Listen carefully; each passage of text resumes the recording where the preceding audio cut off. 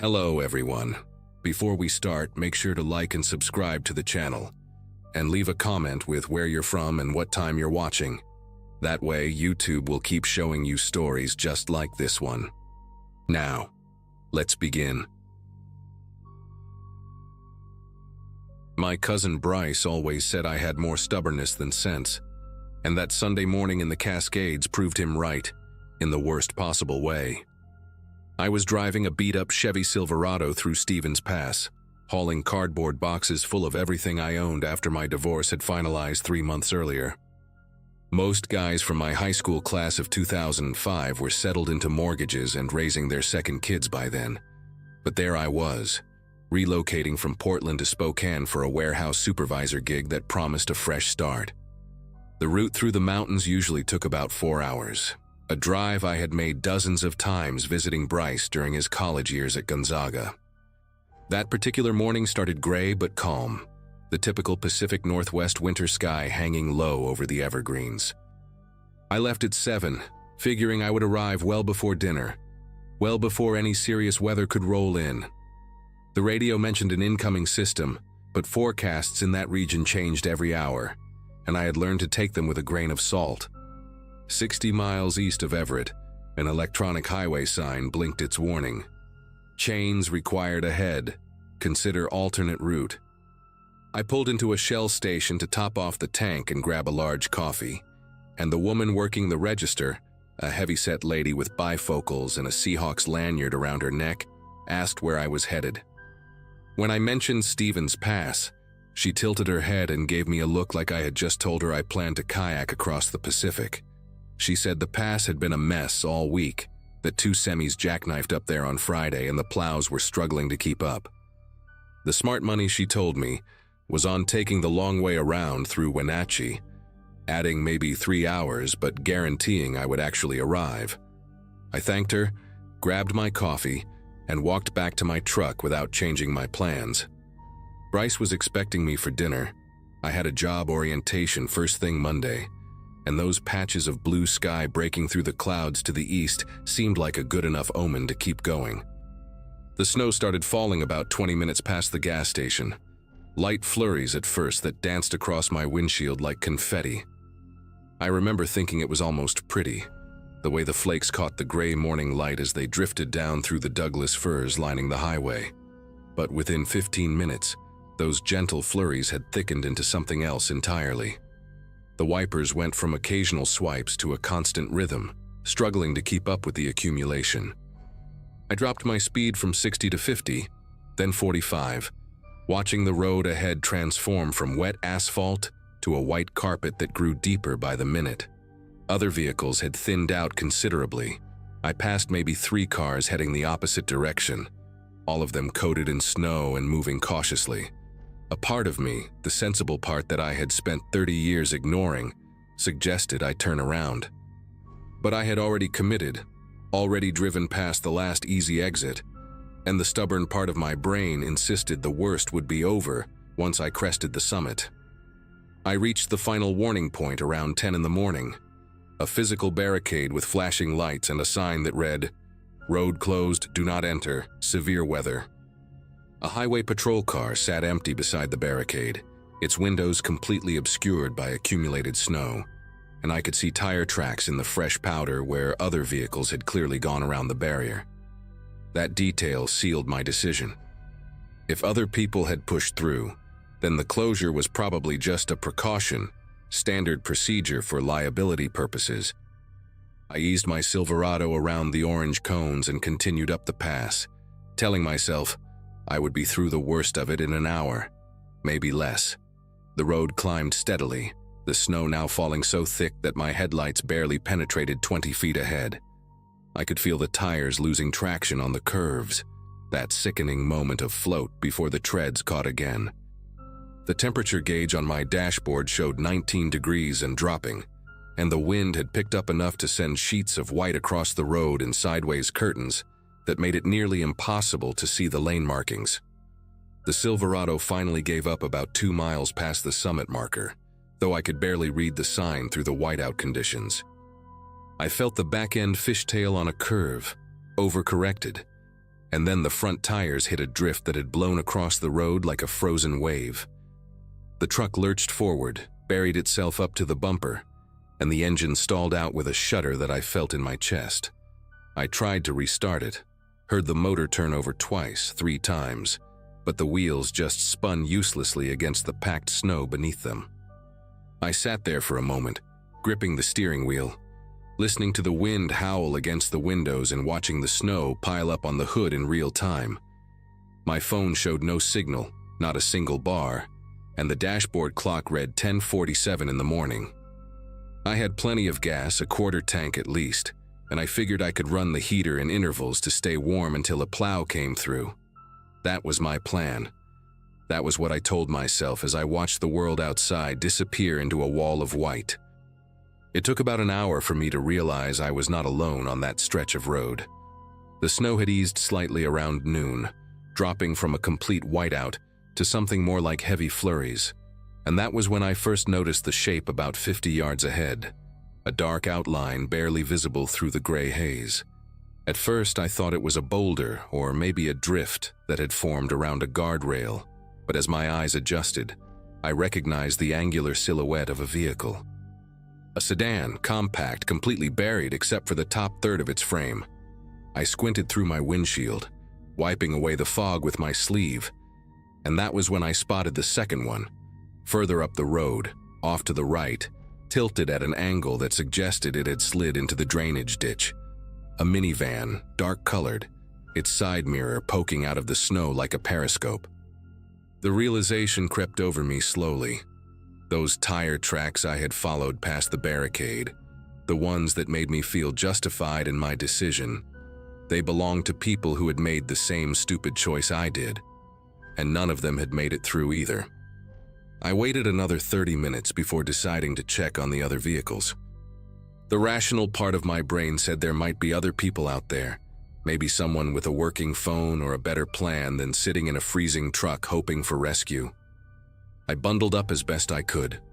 A fleece jacket, a hoodie underneath, work gloves that were not designed for this kind of cold, and pushed open my door against the wind. The snow came up past my knees immediately, and the cold hit my face like a slap, sharp and vicious in a way that made my eyes water. I trudged toward the sedan first, each step a battle against the drifts, my breath forming thick clouds that the wind tore away instantly. It took me nearly 10 minutes to cover those 50 yards. When I finally reached the car, a silver Toyota, probably a Corolla, I noticed something that made me stop in my tracks. The driver's side window had scratches on the inside, long, frantic marks in the frost, like someone had been clawing at the glass. The door handle was packed with ice, frozen solid, and when I tried to pull it open, it would not budge. I wiped snow from the window and pressed my face close, cupping my hands around my eyes to see inside. The car was empty. A purse sat on the passenger seat, its contents spilled across the floor mats. Lipstick, a wallet, loose coins scattered like someone had been searching desperately for something. The minivan was worse. I almost did not make it there. The wind had picked up again, and every few seconds a gust would hit me hard enough to make me stagger sideways. But I kept going, driven by some morbid need to understand what had happened on this road before I arrived. The minivan sat at a steep angle in the ditch, its front end buried so deep that the hood was completely invisible beneath the snow. As I got closer, I could see that the sliding door on the passenger side was open, or rather, it had been open at some point before the snow sealed it in place. A thick ridge of ice now filled the gap, like the door had frozen mid-motion. I circled around to the driver's side, and that was when I saw the footprints. They were almost completely filled in, just shallow depressions in the snow that led away from the vehicle and up the slope toward the tree line. Small footprints like a woman, or maybe a teenager, spaced far apart in a way that suggested running. I followed them with my eyes as far as I could, maybe 30 feet up the hill, before they disappeared entirely into the white void between the pines. Whoever had left those tracks had fled into the forest during a blizzard, and I could not imagine any scenario where that ended well. I made it back to my truck around 1 in the afternoon, shaking so hard I could barely grip the door handle. The cold had seeped through my clothes, through my skin, settling into my bones like something alive. I started the engine and cranked the heater to maximum, holding my hands over the vents until the pain in my fingers shifted from numbness to a sharp, prickling burn. My mind kept circling back to those scratches on the Toyota's window, those frantic marks that told a story I did not want to understand. The woman in that car, I assumed it was a woman based on the purse, had tried to claw her way out.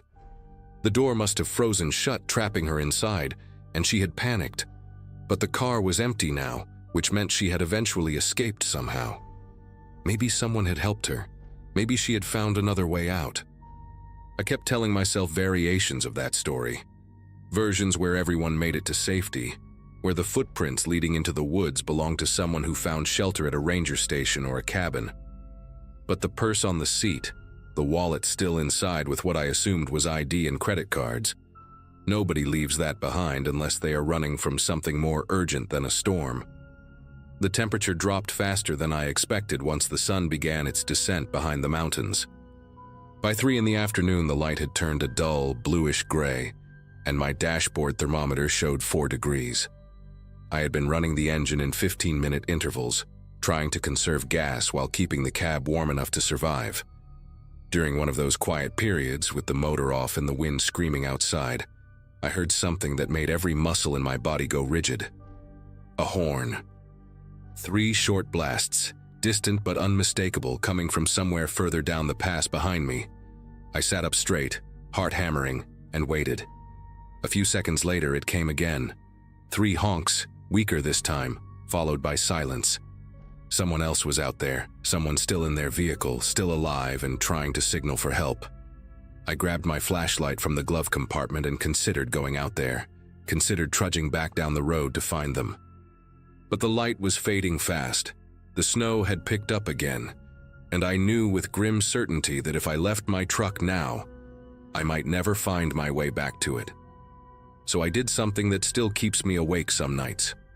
I stayed where I was. I listened to that horn go silent and I did nothing. The night that followed was the longest of my life. I ran out of gas around 8 in the evening, and after that the cold became something I cannot adequately describe to anyone who has not experienced it.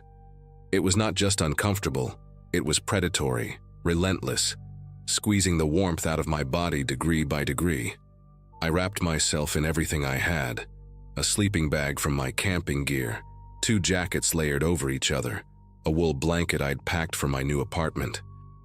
I curled into a ball on the back seat and watched my breath form crystals in the air, watched the frost creep across the inside of the windows like a living thing spreading its fingers.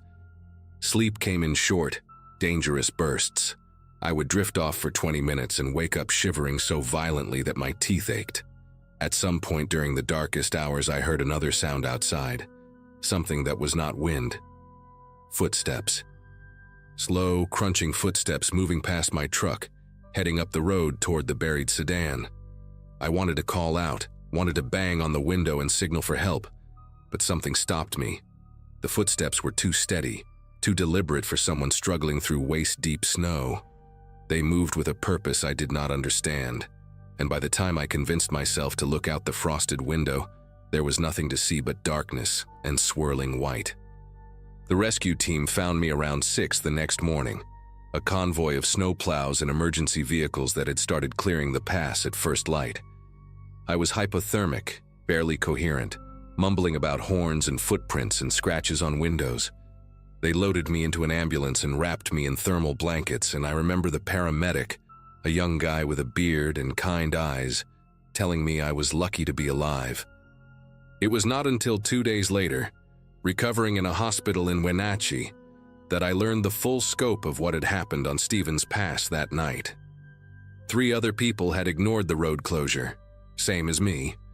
An elderly man in a Honda SUV was found dead from cardiac arrest, his vehicle buried a quarter-mile behind where I'd been stuck. He was the one honking for help, the one I had abandoned. A young mother and her teenage daughter had been in the minivan.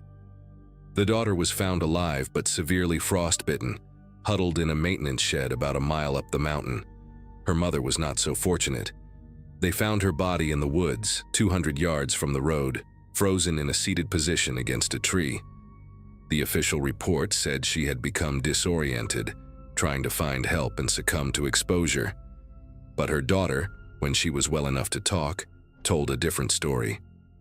She said they had seen someone walking on the road that night, a figure moving through the storm without a flashlight, without struggling against the snow. Her mother had gone out to flag them down, to ask for help. She never came back. I never made it to that job orientation in Spokane. Bryce drove down to Wenatchee to pick me up from the hospital, and I spent 2 weeks at his place recovering, both physically and mentally. The frostbite on my fingers healed, leaving only some numbness in my left pinky that flares up in cold weather. The other wounds took longer. I spent months wondering about that figure the girl described, running through every possible explanation. Maybe it was another stranded driver, delirious from hypothermia, wandering the pass in a confused state. Maybe it was a local who lived nearby and had ventured out to check on the road.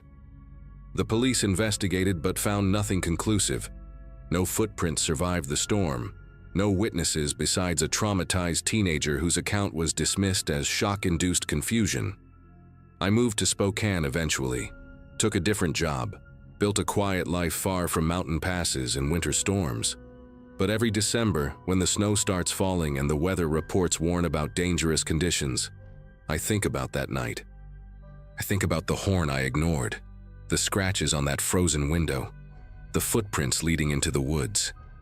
And I think about what the girl said, about her mother walking towards someone who was moving through a blizzard like it was nothing, like the cold did not touch them. I have no answers, just a rule I follow without exception now. When a road is closed, I turn around. Some warnings are not suggestions. Some mistakes you only get to make once.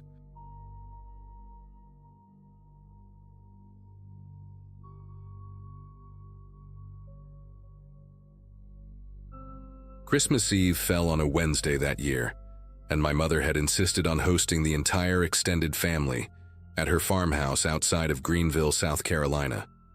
I had graduated from college in 2012, spent a decade bouncing between marketing jobs in Atlanta, and had only recently moved back closer to home after my divorce finalized in the spring. My mother's place sat on 11 acres of land that had belonged to my grandparents, a sprawling white house with wraparound porches and rooms that always smelled faintly of cedar and old books. 23 people were expected that night: aunts, uncles, cousins, second cousins, and a few family friends who had nowhere else to go. I arrived around 4 in the afternoon to help set up, and even then, before anyone else showed up, I noticed my mother moving through the kitchen with a tightness in her jaw that I recognized from my childhood. She was nervous about something, and when I asked her what was wrong, she just shook her head and said, everyone needed to behave themselves this year. By 7 o'clock, the house was full and loud in that particular way large families get during holidays. Conversations overlapping, children running through hallways, the constant clink of glasses and silverware. My Uncle Vernon's widow, a woman named Francine who had remarried a man none of us particularly liked, arrived with her new husband Douglas and immediately began commenting on how the house looked smaller than she remembered. My cousin Ray, who had driven down from Charlotte with his girlfriend Megan, was already on his 3rd bourbon before dinner was served. I watched from the corner of the living room as my brother Alan spoke in hushed, urgent tones with our mother near the back staircase, their faces tight with something I could not read from across the room. The fireplace crackled behind me, casting long shadows across the wooden floor, and I remember thinking that the warmth in that house felt artificial somehow, like we were all performing comfort rather than actually feeling it. When my mother finally called everyone to the dining room, I caught Alan staring at Douglas with an expression that made my chest tighten. Something was building beneath the surface of all that holiday cheer, and I could feel it pressing against the walls like steam in a kettle. Dinner started civil enough, with my mother saying grace and everyone bowing their heads in that performative way families do when they want to appear unified. The table was beautiful: roasted turkey, honey-glazed ham, 3 kinds of casseroles, and my grandmother's china that only came out twice a year. But by the time dessert plates were being cleared, the bourbon and wine had done their work, and the conversation had shifted from safe topics like weather and football to the one subject my mother had explicitly asked everyone to avoid: my grandfather's will. Douglas, who had been married to Francine for less than 2 years, made a comment about how the farmhouse was too big for one woman to maintain alone, and how it might make sense to consider selling before property values dropped. The silence that followed was so thick I could hear the ice settling in someone's glass. My brother Alan set down his fork with deliberate slowness, looked directly at Douglas, and asked him what exactly made him think he had any say in what happened to our family's land. Francine tried to intervene, placing her hand on Douglas's arm, but he shook her off and said something about being realistic, about not letting sentiment cloud good financial judgment. What happened next unfolded in fragments that I have replayed in my mind hundreds of times since. Alan stood up from his chair so fast it scraped against the hardwood with a sound like a small scream. My mother was saying something, trying to calm things down, but her voice was drowned out by Ray, who had stumbled to his feet and was pointing at Douglas with a finger that wavered slightly from the alcohol.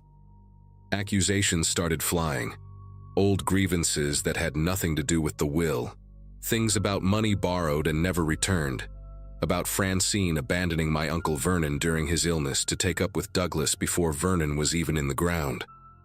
I remember Megan, Ray's girlfriend, pulling out her phone and starting to record, her face pale and uncertain, like she was not sure if she should be documenting this or running from it. Douglas pushed back from the table and stood, his chair toppling behind him, and he said something about not needing to take this from people who had never accomplished anything in their lives. The children had gone quiet in the next room. The Christmas tree lights blinked red and green against the window, cheerful and absurd against the ugliness spreading through that dining room like spilled wine across white linen. My mother managed to separate everyone by suggesting we take a break, let things cool down. Douglas and Francine retreated to the guest room on the second floor, and I could hear their muffled argument bleeding through the ceiling as I helped clear dishes in the kitchen. Alan had gone outside to smoke on the back porch, something he only did when he was truly upset, and Ray had passed out on the couch in the den with Megan sitting beside him, scrolling through her phone with a troubled expression. The other relatives had scattered, some to the front porch, some to their cars to retrieve forgotten gifts, a few of the older cousins taking the children upstairs to watch a movie and escape the tension. I found myself alone with my mother in the kitchen around 11, both of us washing dishes in silence, and that was when she told me something that changed everything.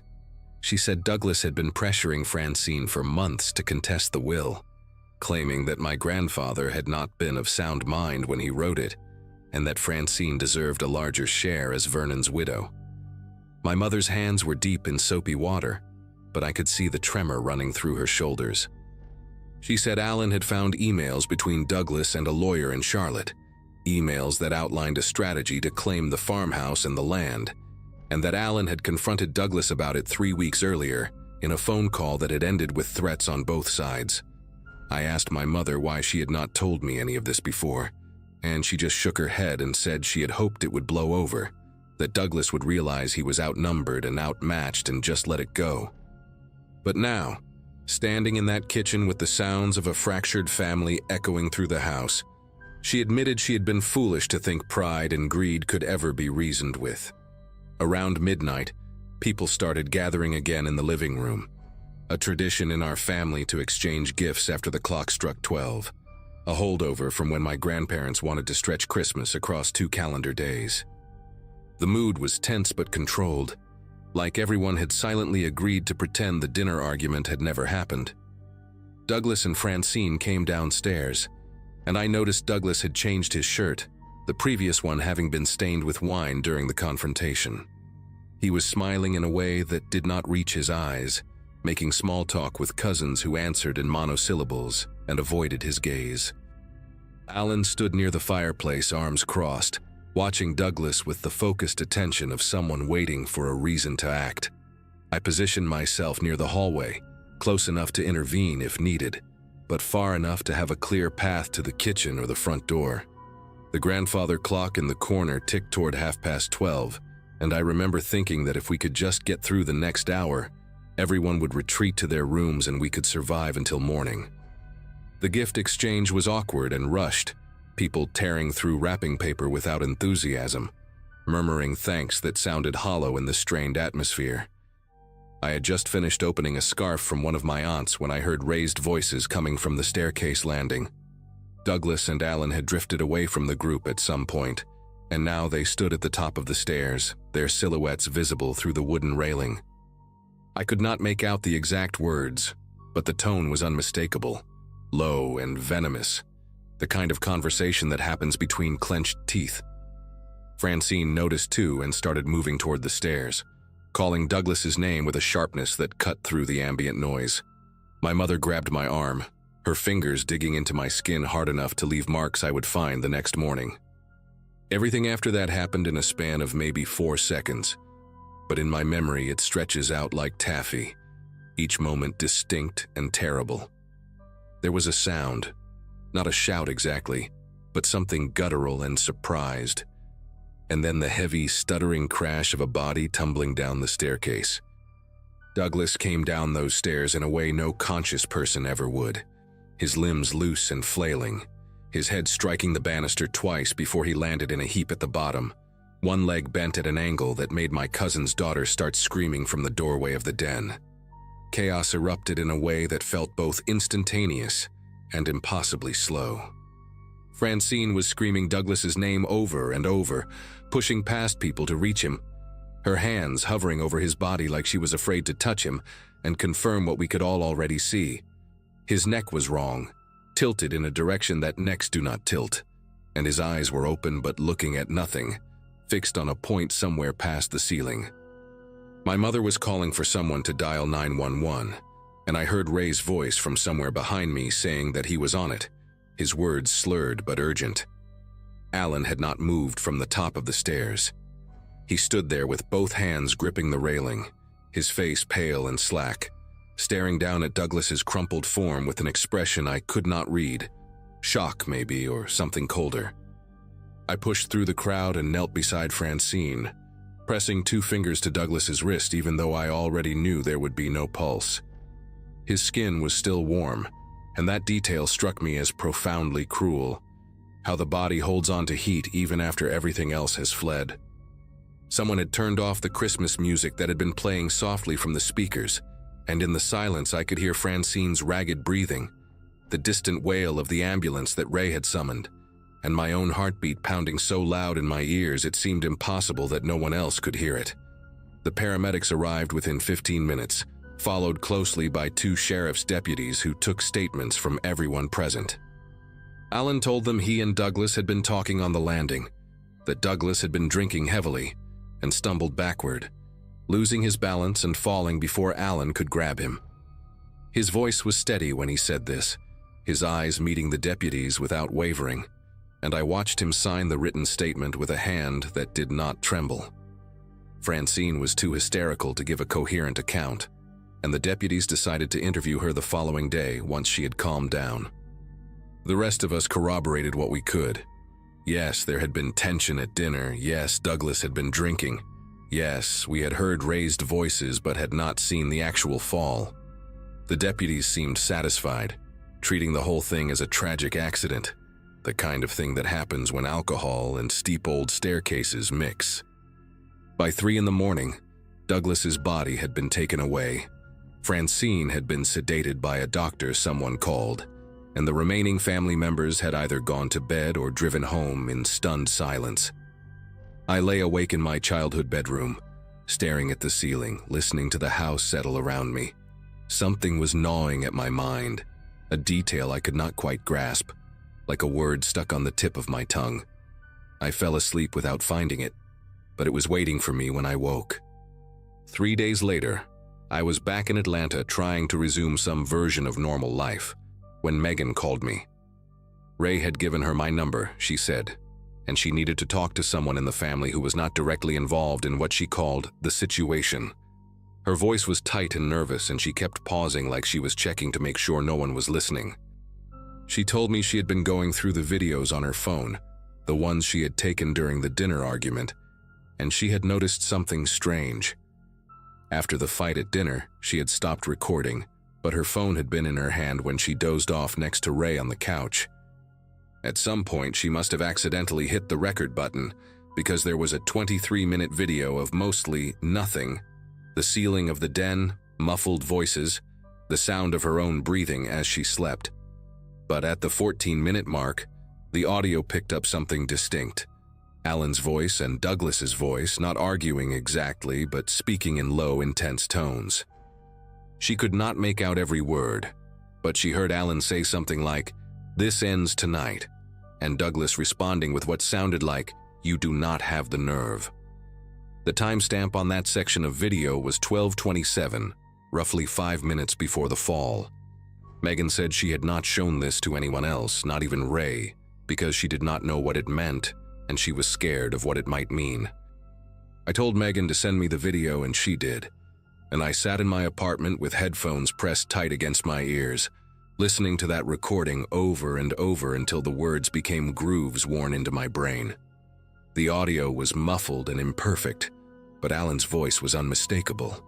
I had grown up with that voice, heard it tease me and comfort me and lie to our parents about broken windows and stolen cookies.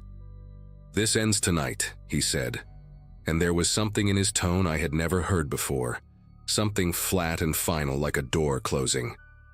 I called my mother the next morning and asked her, as casually as I could manage, what Alan had told the insurance investigator who had come by to assess the circumstances of Douglas's death.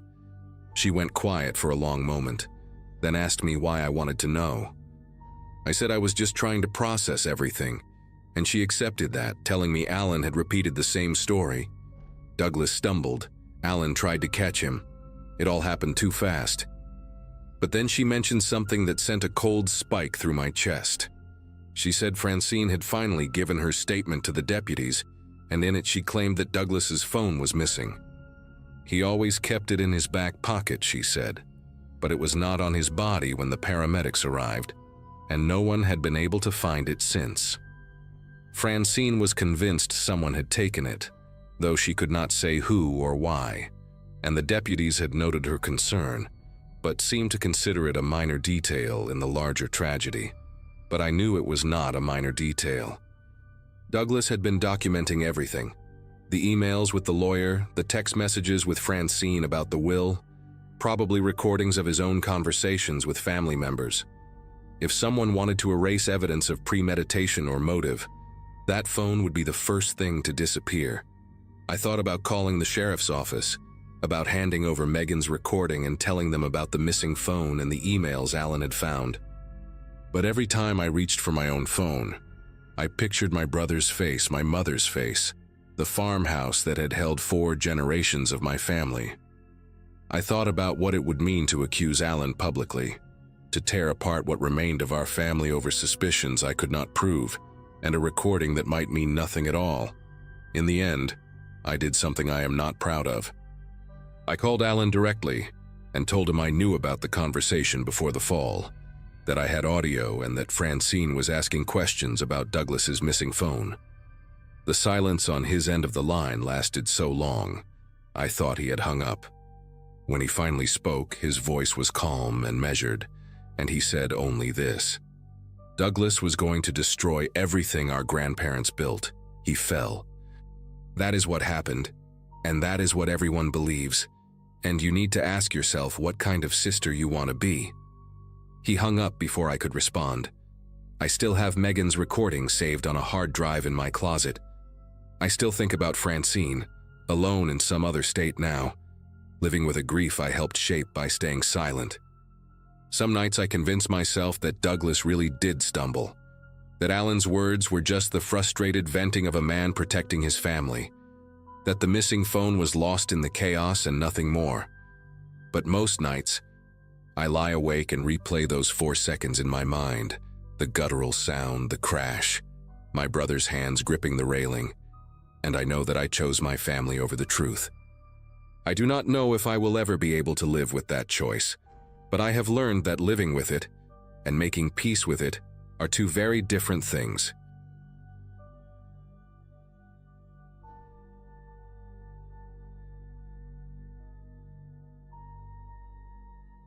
Driving for a private delivery app became my second job right after I graduated community college, and by December of 2022, I had been doing it long enough to know the rhythm of the work. 26 years old, splitting my time between warehouse shifts and evening deliveries, finally putting some real money aside for the first time in my life. That particular night, December 24th, I had already knocked out 8 stops across the suburbs of Columbus, Ohio, and I was ready to call it quits by 9 so I could make it to my mom's place for our traditional late dinner. She always waited for me no matter how late I ran, and that year my younger sister was bringing her new boyfriend to meet everyone. I remember feeling that good kind of tired, the one that comes from a productive day when you know the finish line is close. My phone buzzed at 8:47 with a new delivery request, and my first instinct was to swipe it away without reading it. But my thumb hovered there for a second, and I made the mistake of checking the details.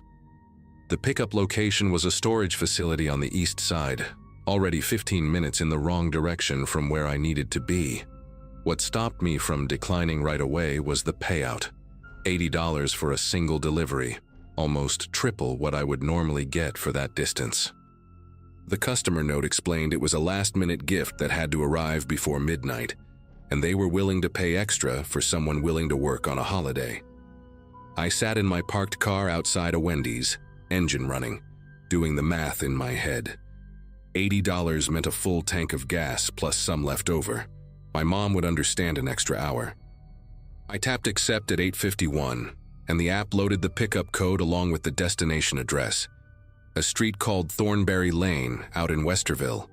I knew the area from previous jobs, one of those neighborhoods with big lawns and houses that all looked like they belonged in a catalog. Nice people, good tippers, the kind of customers who never gave you problems. I pulled out of the parking lot and headed east toward the storage place, already planning how I would explain the delay to my family. The storage facility was one of those 24-hour access places with a keypad at the gate and rows of orange metal doors under fluorescent lights. I punched in the code the app gave me, and the gate rattled open slow enough to test my patience. Unit 117 was near the back, tucked in a corner where the overhead lights flickered every few seconds. When I unlocked it with the second code, I found exactly what the job description said. A single cardboard box, maybe 2 feet by 2 feet, sitting alone on the concrete floor of an otherwise empty unit. No labels on the box, no company logo, no return address. Just plain brown cardboard sealed with clear packing tape. It was lighter than I expected when I picked it up, maybe 5 or 6 pounds at most. I remember thinking it was strange that someone would rent a whole storage unit just for one box. But people do weird things, and I'd learned not to ask questions. I loaded it into my back seat, locked up the unit, and got back on the road by 9:20. Thornberry Lane turned out to be about 25 minutes from the storage place, and I spent most of the drive listening to a podcast about unsolved disappearances. Kind of ironic now that I think about it. The neighborhood was exactly how I remembered it, quiet and clean and decorated for the season.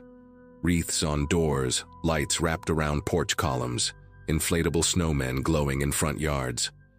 The house I needed was number 4127, a 2-story colonial-style place with dark green shutters and a circular driveway.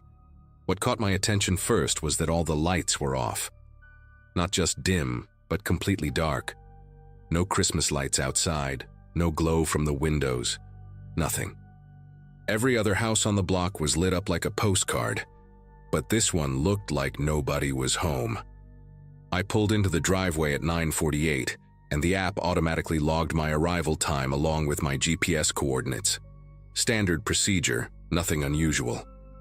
I grabbed the box from the back seat and walked up to the front door, my breath visible in the cold air. I rang the doorbell and waited. Nothing. I could hear the chime echo inside the house, a 2-tone sound that seemed louder than it should have been in all that silence. After maybe 30 seconds, I knocked 3 times on the door. Firm knocks, the kind that would wake someone up if they were sleeping. Still nothing. The delivery instructions on the app said to leave the package on the porch if no one answered, which was common enough for this kind of job. But something made me hesitate before I just dropped it and left. The front door had a narrow window panel on the right side, frosted glass with a decorative pattern, and I leaned in close to see if I could make out any movement inside. What I saw was just darkness and vague shapes of furniture in what looked like a living room. No Christmas tree, which struck me as odd for a family home on that night. I stepped back and looked at the windows on the second floor, and that is when I noticed one of them was open about 6 inches. Not a lot, but enough to be strange on a night when the temperature was below freezing. I stood there on the porch for probably a full minute, trying to decide what to do. The open window bothered me, but it was not really my business. People forget things, leave windows cracked for ventilation, whatever. My job was to deliver a package, not to investigate why someone's house looked abandoned on the one night when every other family was home together.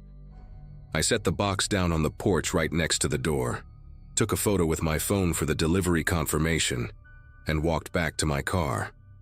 The app required me to take a picture of where I left the package, and looking at that photo now still makes my chest tight. You can see the box sitting there, the dark door behind it, and if you look at the bottom right corner of the frame, there is a reflection in the glass panel. Just a smear of something pale that I did not notice at the time.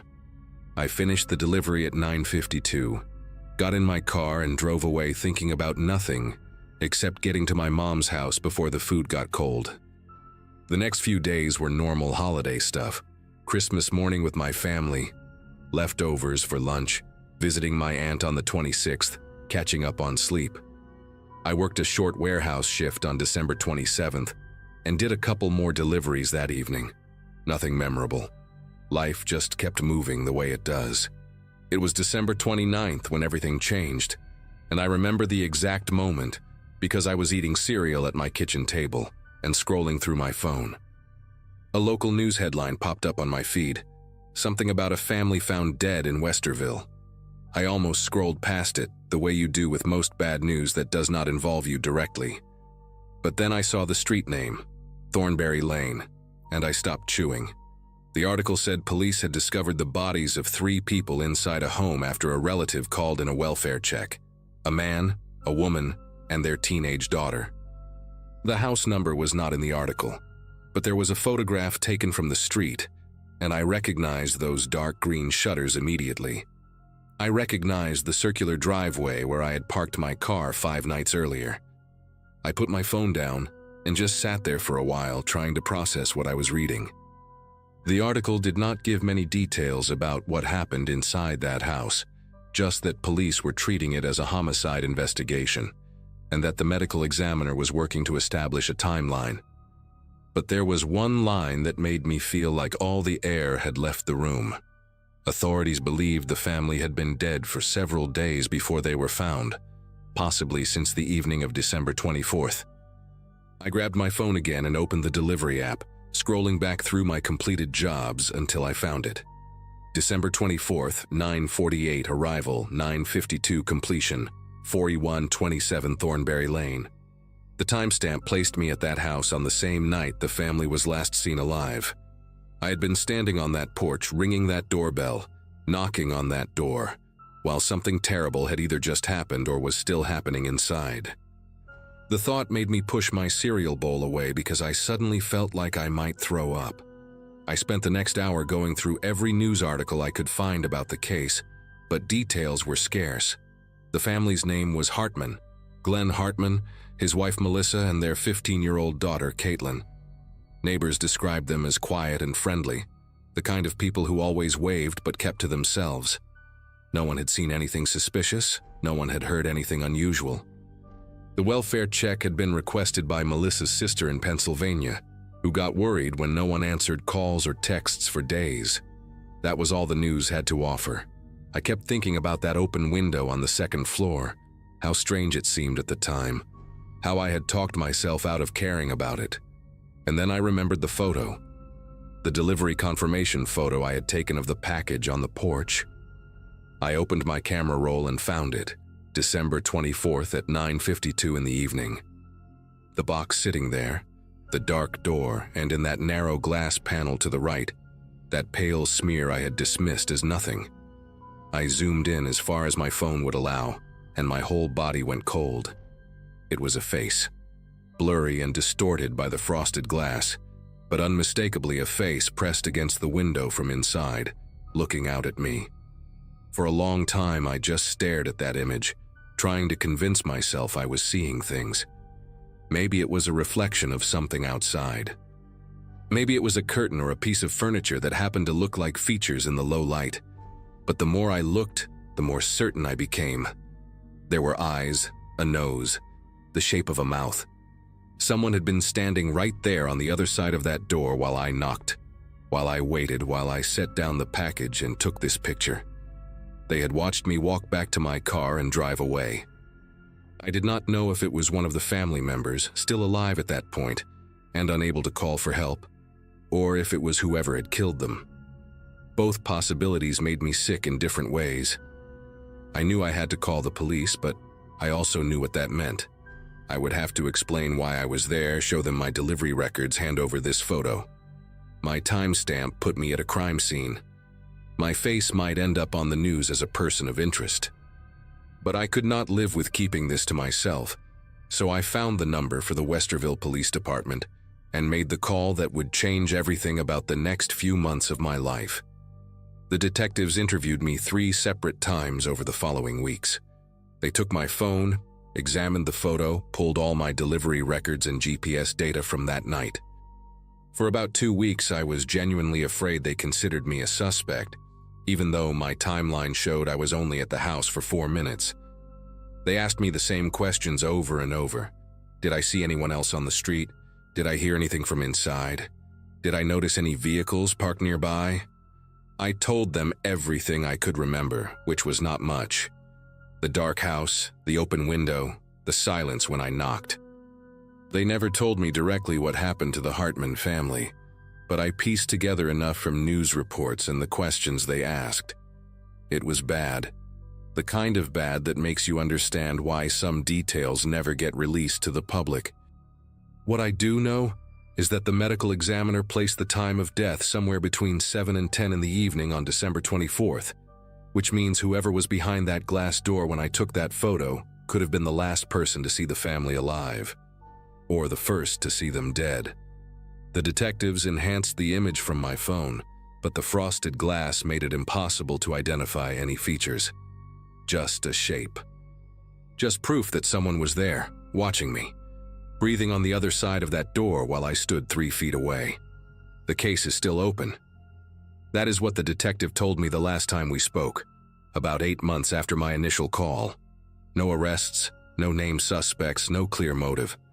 The storage unit where I picked up the package had been rented under a fake name with a prepaid card, and the delivery request came through a burner account that was deleted within hours of my completion.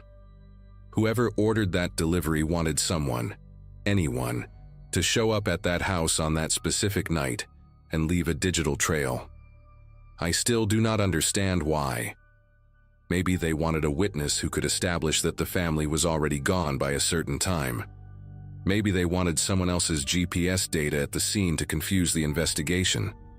Maybe I will never know. The box I delivered was empty when police recovered it from the porch, just cardboard and tape and nothing inside.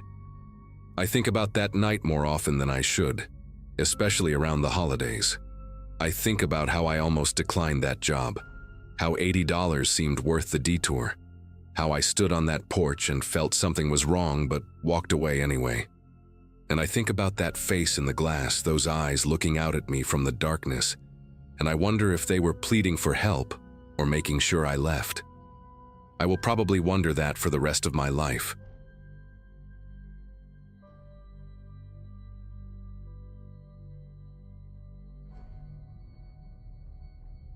Cold snaps in rural Ohio are nothing new, but January of 2018 brought something different.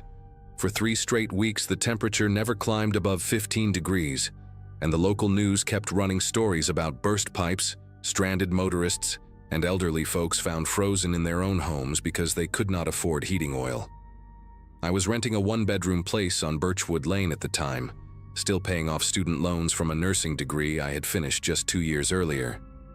My 24th birthday had come and gone quietly that month, celebrated with a frozen pizza, and a phone call from my mom who lived 6 hours away in Pennsylvania.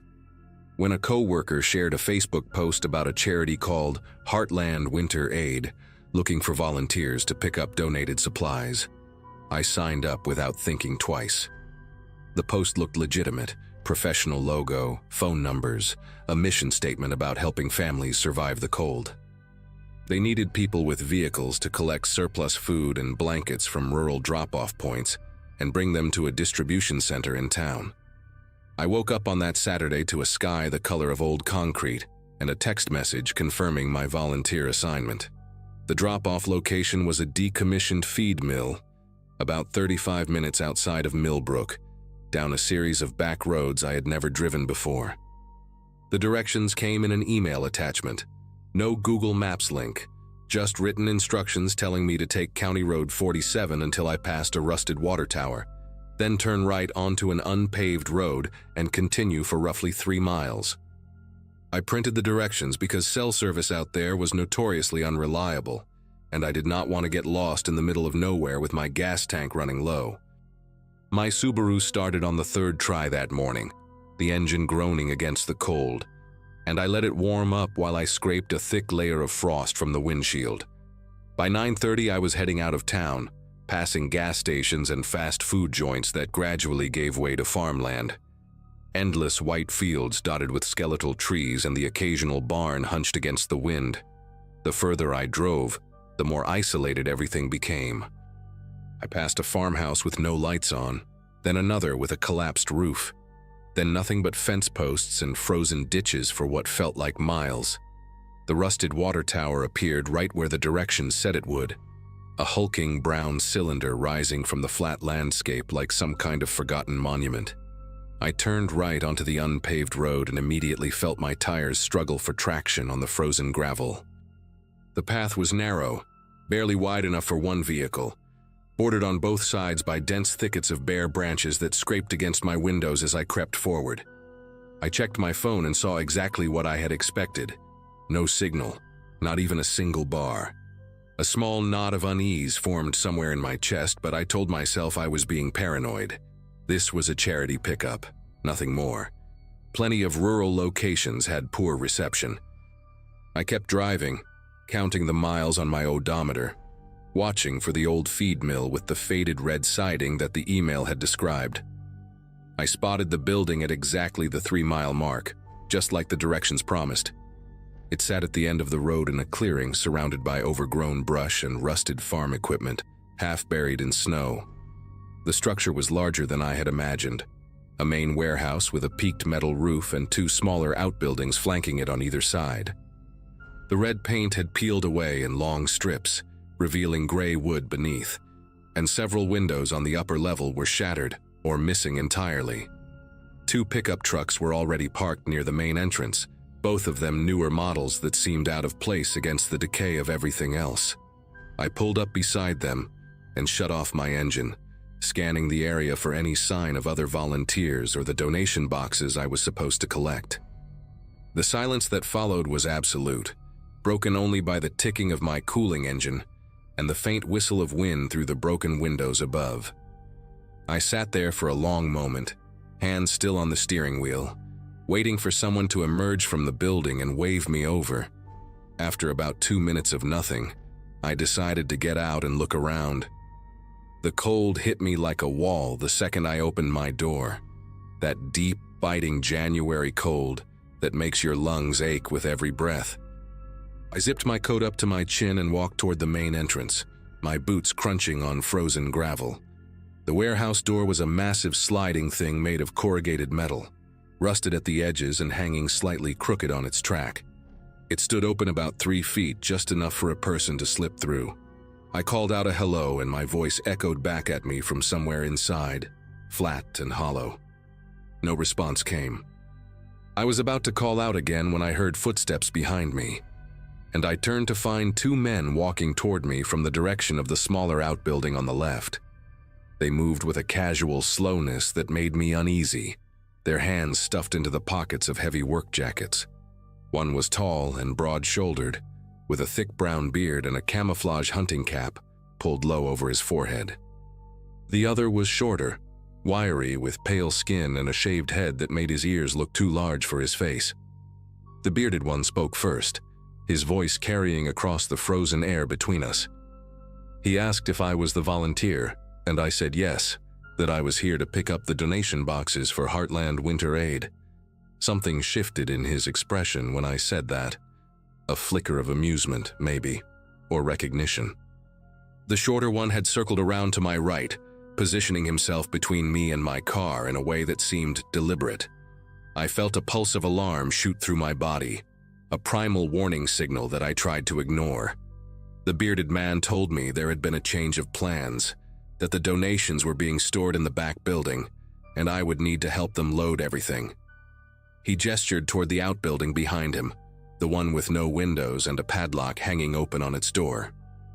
I told him I would just pull my car around to make loading easier. But when I turned to walk back to my Subaru, the shorter man was already standing beside the driver's side door, his hand resting on the handle.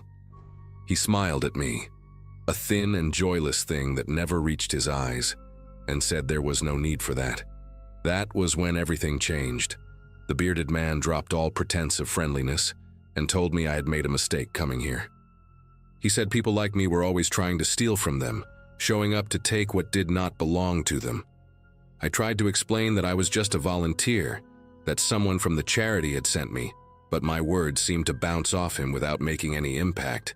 His voice got louder, angrier, accusing me of being part of some scheme to rob them of their donations. None of it made sense. There were no donations here, no boxes, no supplies, nothing but abandoned buildings and frozen dirt.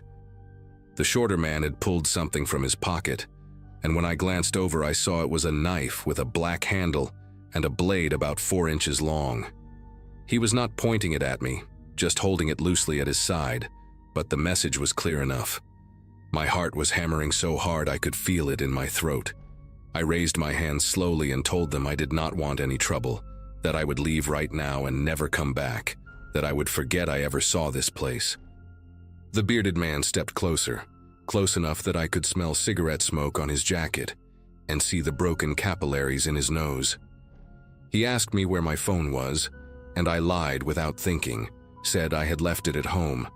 He did not believe me. He told the shorter one to check my pockets, and before I could react, the wiry man was behind me, his free hand digging into my coat while the knife stayed visible in the other. He found my phone in my inside pocket and tossed it to the bearded man, who caught it and immediately powered it off. Then he asked about my purse, my wallet, anything else of value. I told him my purse was in the car, on the passenger seat, and he sent the shorter man to retrieve it. I stood there in the freezing cold, my breath coming in short white puffs, watching a stranger rifle through my belongings. He pulled out my wallet, counted the $43 I had inside, and pocketed the cash along with my debit card. He found my keys too, the ones I had stupidly left in the center console, and he held them up with a look that made my insides turn to water. The bearded man told me to start walking toward the windowless outbuilding. I did not move. Every instinct I had was screaming at me that if I went inside that building, I would never come out. I told him no, that he could take my car, take everything, but I was not going in there. For a moment, he just stared at me like he was deciding something. Then the shorter man moved, quick as a snake, and I felt the cold edge of the blade press against the side of my neck. Not cutting, just resting there, a promise of what could happen. The bearded man leaned in close and said that I could walk on my own 2 feet, or they could drag me. Those were my options. My legs started moving before my brain had fully processed the threat, carrying me toward that building, like they belonged to someone else. The shorter man stayed right behind me, close enough that I could hear his breathing, while the bearded one walked ahead to push open the heavy wooden door. Inside was darkness, and a smell that hit me before my eyes could adjust. Something rotten and chemical, like old meat mixed with gasoline. They shoved me inside and the door slammed shut behind me. For a few seconds I could not see anything at all, just black emptiness pressing in from every direction. Then the bearded man switched on a flashlight and I saw where they had brought me. The outbuilding was maybe 20 feet by 30 feet, with a concrete floor stained dark in patches and bare wooden walls covered in water damage and mold. In one corner sat a metal folding chair with duct tape wrapped around the armrests. In another corner was a pile of what looked like clothing, coats, scarves, a single snow boot lying on its side. Along the back wall, someone had stacked plastic bins and cardboard boxes, and I noticed several purses and backpacks piled near them. My mind was trying to process what I was seeing, trying to make sense of all these belongings that clearly did not belong to the two men holding me captive. That was when the bearded man told me to sit in the chair, and something in his voice made it clear this was not a request. I do not know what would have happened next if the sound had not come. A car engine, distant but getting closer, rumbling down the gravel road toward the property. Both men went rigid, exchanging a look that told me this was not part of their plan. The bearded one swore under his breath and told the shorter man to go check to see who it was and get rid of them. The shorter man hesitated, glancing at me, and the bearded one snapped at him to move. Once the door opened and closed again, I was alone with the bearded man in that dark building. He had set the flashlight down on one of the boxes, pointing it at the ceiling so it cast a dim glow across everything. His attention was split between me and the door, listening for sounds from outside. I heard voices, the shorter man talking to someone, a woman's voice responding. Another volunteer, maybe, or someone who had gotten lost. Either way, she had no idea what she was walking into. The bearded man muttered something about complications and stepped toward the door, keeping one eye on me. That was when I noticed he had set my car keys down on top of a plastic bin, right next to the flashlight, maybe 3 feet away from where I stood. I did not think. I just moved. My hand closed around those keys and I was running before my brain caught up with my body, sprinting toward a section of the wall where I had noticed the wood looked rotten and weak. I hit it shoulder first with everything I had, and the boards gave way in an explosion of splinters and frozen air. I heard the bearded man shout behind me, but I did not stop, did not look back. I was outside, in the blinding white daylight, my lungs burning as I ran through snow that came up past my ankles. I could see another car parked near the trucks, a green Ford Explorer with a woman standing beside it, looking confused, while the shorter man talked to her with his hands spread wide in a calming gesture. I screamed at her to run, to get in her car and go. She looked at me, saw my face, and something in my expression must have registered because she scrambled for her door. The shorter man lunged at her, but she was already inside, locking the doors. I changed direction and ran for my own car, jamming the key into the ignition with fingers that felt like they belonged to a stranger. The engine turned over on the first try, which felt like some kind of miracle. I threw it into reverse and floored the gas, tires spinning on ice before catching gravel. The bearded man had come around the side of the outbuilding, moving fast, but I was already pulling away. In my rearview mirror, I saw the woman in the Explorer doing the same thing, her tires kicking up a spray of frozen dirt as she reversed toward the road. We both flew down that narrow path through the thicket, branches scraping metal, and I did not slow down until I hit County Road 47. I drove straight to the sheriff's office in Millbrook, shaking so hard I could barely keep the wheel steady. The woman in the Explorer followed me the whole way. Her name was Candace, and she had received the same Facebook message about volunteering for Heartland Winter Aid. She had been assigned to that same location, scheduled to arrive 15 minutes after me. When the deputies finally made it out to the feed mill that afternoon, the two men were gone. But they found the outbuilding, and they found what was inside. The belongings of at least 9 different people. Identification cards and wallets and phones, some of them belonging to individuals who had been reported missing over the past 2 winters. The investigation took months. I learned that the fake charity had been operating under different names for at least 3 years, targeting people during cold snaps, when desperation made folks more willing to help and less likely to ask questions. They found similar setups at 2 other rural locations in neighboring counties, all connected to the same pair of men. The bearded one turned out to be named Vernon Dunlap, and he had a record stretching back 15 years, assault, robbery, and a manslaughter charge that got pleaded down to nothing. They caught him in March, trying to cross into Indiana with a trunk full of stolen electronics and cash. The shorter one, whose name I never learned, disappeared completely and has not been seen since. 3 bodies were eventually recovered from a property Dunlap had access to, buried in shallow graves behind a barn. The victims were all people who had responded to those fake charity posts, people who just wanted to help their neighbors survive the cold. I still think about that pile of coats in the corner of that outbuilding. I think about the single snow boot lying on its side. I think about how close I came to becoming another name on a missing persons report that nobody would ever solve. And I think about Candace, whose timing saved both our lives, and how neither of us has volunteered for anything since.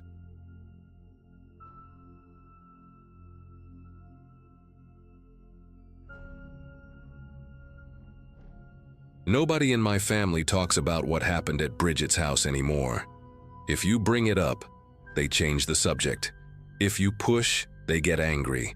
And if you keep pushing, they look at you with this expression that I can only describe as a warning. Like you're about to break something that took a lot of effort to hold together. I'm writing this because it's been 3 years, and I still wake up sometimes at night thinking about that evening, going over every detail, wondering if I could have done something different. My cousin Bridget had been hosting our family gatherings since she inherited Grandma's farmhouse outside of Toledo, and every December 24th, we would all drive in from different parts of Ohio to spend the night together. I had just finished my teaching certification that fall, finally done with student loans and night classes, and my girlfriend Nina was visiting her own family in Portland. So I made the 3-hour drive from Columbus alone, feeling good about life for the first time in years. When I pulled into the gravel driveway around 4 in the afternoon, I counted 7 cars already lined up along the wooden fence. Everyone had arrived early. The farmhouse looked the way it always did. White lights on the porch, a wreath on the door, smoke curling from the chimney. I grabbed my bag of presents and walked up the steps, already hearing voices and laughter from inside. But when Bridget opened the front door, her face made me stop mid-step. She smiled and said my name and hugged me, but her eyes kept moving past me, checking something behind her. She had lost weight since Thanksgiving, and no amount of concealer could hide the dark circles under her eyes. Before I could ask if she was okay, her husband Oliver appeared at her side and put his hand on her shoulder. She flinched, just for a second, barely visible. And then Oliver was shaking my hand, taking my coat, telling me how glad they were I could make it. I walked into the living room where my uncles were arguing about football, and I pushed that small moment out of my mind. The first couple of hours went the way they always did. My Aunt Francine was in the kitchen with my mom, both of them fussing over the ham and the green bean casserole. The kids, my cousin's 2 boys and my uncle's daughter, were running through the house playing some game that involved a lot of screaming. I sat on the couch with a beer and caught up with my Uncle Ray, who told me about his knee surgery and his new truck in equal detail. Every now and then I would glance toward the kitchen, where Bridget was helping with the food, and I noticed that Oliver was never far from her. He would walk past the doorway, check on her, walk back to the living room. At one point I saw him lean in close and whisper something in her ear, and she nodded quickly, her shoulders tense. When she came out to refill the chip bowls, her smile was stretched so tight it looked painful. I caught her eye and mouthed, "You okay?" But she just gave me a thumbs up and disappeared back into the kitchen. Around 6, we all gathered in the dining room for dinner. Bridget and Oliver sat at one end of the long table, my parents at the other, and the rest of us filled in the middle. The food was good, the wine was flowing, and for a while everything seemed normal. But I started noticing things, small things. The way Bridget asked Oliver before taking a second glass of wine, not out loud, just a quick glance waiting for his nod. The way she kept apologizing for things that didn't need apologies, like the rolls being slightly overdone or the gravy being too thick. And twice during the meal, Oliver corrected her when she was telling a story. Not in a joking way, but flat and cold, like a teacher correcting a student. "That's not how it happened," he said both times. and both times Bridget went quiet and let him finish the story his way. My mom caught my eye across the table, and I could tell she had noticed it too. But neither of us said anything. We just kept eating. After dinner, the men moved to the living room to watch a game while the women cleaned up. I know how that sounds, but that's how it always was at these gatherings, old habits from a different generation. I offered to help in the kitchen, but my Aunt Francine waved me off and told me to go relax. So I grabbed another beer and sat in the corner armchair, half watching the TV while my uncles yelled at the screen. That's when I heard it. Voices from the hallway, low and sharp. I couldn't make out the words, but I recognized the tone. It was Oliver and Bridget, and whatever they were discussing, it wasn't friendly. I got up to use the bathroom, which meant walking past the hallway that led to the back bedrooms. As I got closer, I could hear them more clearly. Oliver was saying something about her making him look stupid at dinner, and Bridget was apologizing, her voice small and pleading. I stopped walking. I should have kept going, should have pretended I didn't hear, but I just stood there. Then Oliver said something I couldn't catch, and Bridget started crying, quiet, muffled sobs like she was covering her mouth. I took a step toward them, but before I could do anything, my Aunt Francine appeared out of nowhere and grabbed my arm. She pulled me back toward the living room with a grip that surprised me. When I tried to say something about what I'd heard, she cut me off. "Leave it alone," she said, her voice barely above a whisper. "This is between them. No one is ruining Christmas." I stared at her, not sure I had heard her right. Bridget was crying in the back of the house, clearly upset, and my aunt was telling me to ignore it? I tried to argue, but Francine's expression stopped me. It wasn't angry, it was scared. She looked like someone trying to keep a lid on a pot that was about to boil over, and she was terrified of what would happen if she failed. "Please," she said, "just go sit down. Bridget will be fine. She always is." I wanted to push past her, wanted to march down that hallway and ask Oliver what the hell he thought he was doing. But I didn't. I let my aunt guide me back to the living room, and I sat down in that armchair, and I watched the game without seeing a single play. 10 minutes later, Bridget came out with a fresh tray of cookies, her makeup touched up, her smile back in place. Nobody said a word. The night went on. We did the gift exchange around 8. Everyone gathered around the tree while the kids tore through wrapping paper. I gave Bridget a scarf I had picked out at a craft fair in Columbus, and when she opened it, her eyes got wet for just a second before she blinked it away and thanked me. Oliver watched her the whole time, his arm draped over the back of her chair in a way that looked possessive rather than affectionate. I noticed that Bridget didn't give Oliver a gift, or if she did, he didn't open it in front of everyone. After the presents, my Uncle Ray suggested we play cards like we used to when Grandma was alive. We set up at the dining room table, me, Ray, my dad, and my cousin's husband Neil, while the others stayed in the living room with the kids. Oliver said he was going to help Bridget clean up the gift wrap, and the two of them disappeared down the hallway toward the bedrooms. I tried to focus on the game, but I kept glancing toward that hallway, waiting for them to come back. 15 minutes passed, then 20. My dad asked if I was going to play my hand or just stare at the wall, and I forced myself to pay attention. That's when we heard the crash. It came from somewhere in the back of the house, a heavy muffled thud followed by the sound of something breaking, glass maybe, or ceramic. Everyone in the living room went quiet. The kids stopped playing. My mom and Aunt Francine exchanged a look that I will never forget. Not surprise, not confusion, just grim recognition, like this was something they had been expecting all night. Before anyone could move, my Uncle Ray stood up from the card table and said, loud enough for the whole room to hear, "I'll handle it." He walked down the hallway, and a few seconds later I heard a door open in Ray's voice, calm but firm. I couldn't make out the words.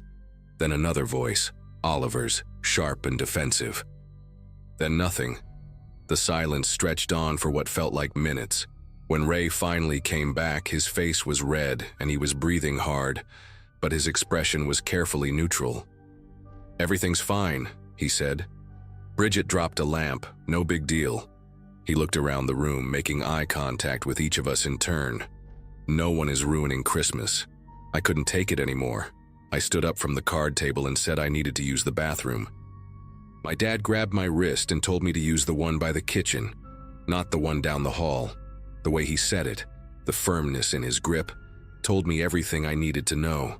Something bad had happened in that back room, and my own father was trying to keep me from seeing it. I pulled my arm free and told him I would be right back. The hallway was dark except for a thin strip of light coming from under one of the bedroom doors. As I got closer, I could hear Bridget's voice, not crying this time, just quiet, almost monotone, like she was reciting something she had memorized. I knocked softly and said her name. The talking stopped.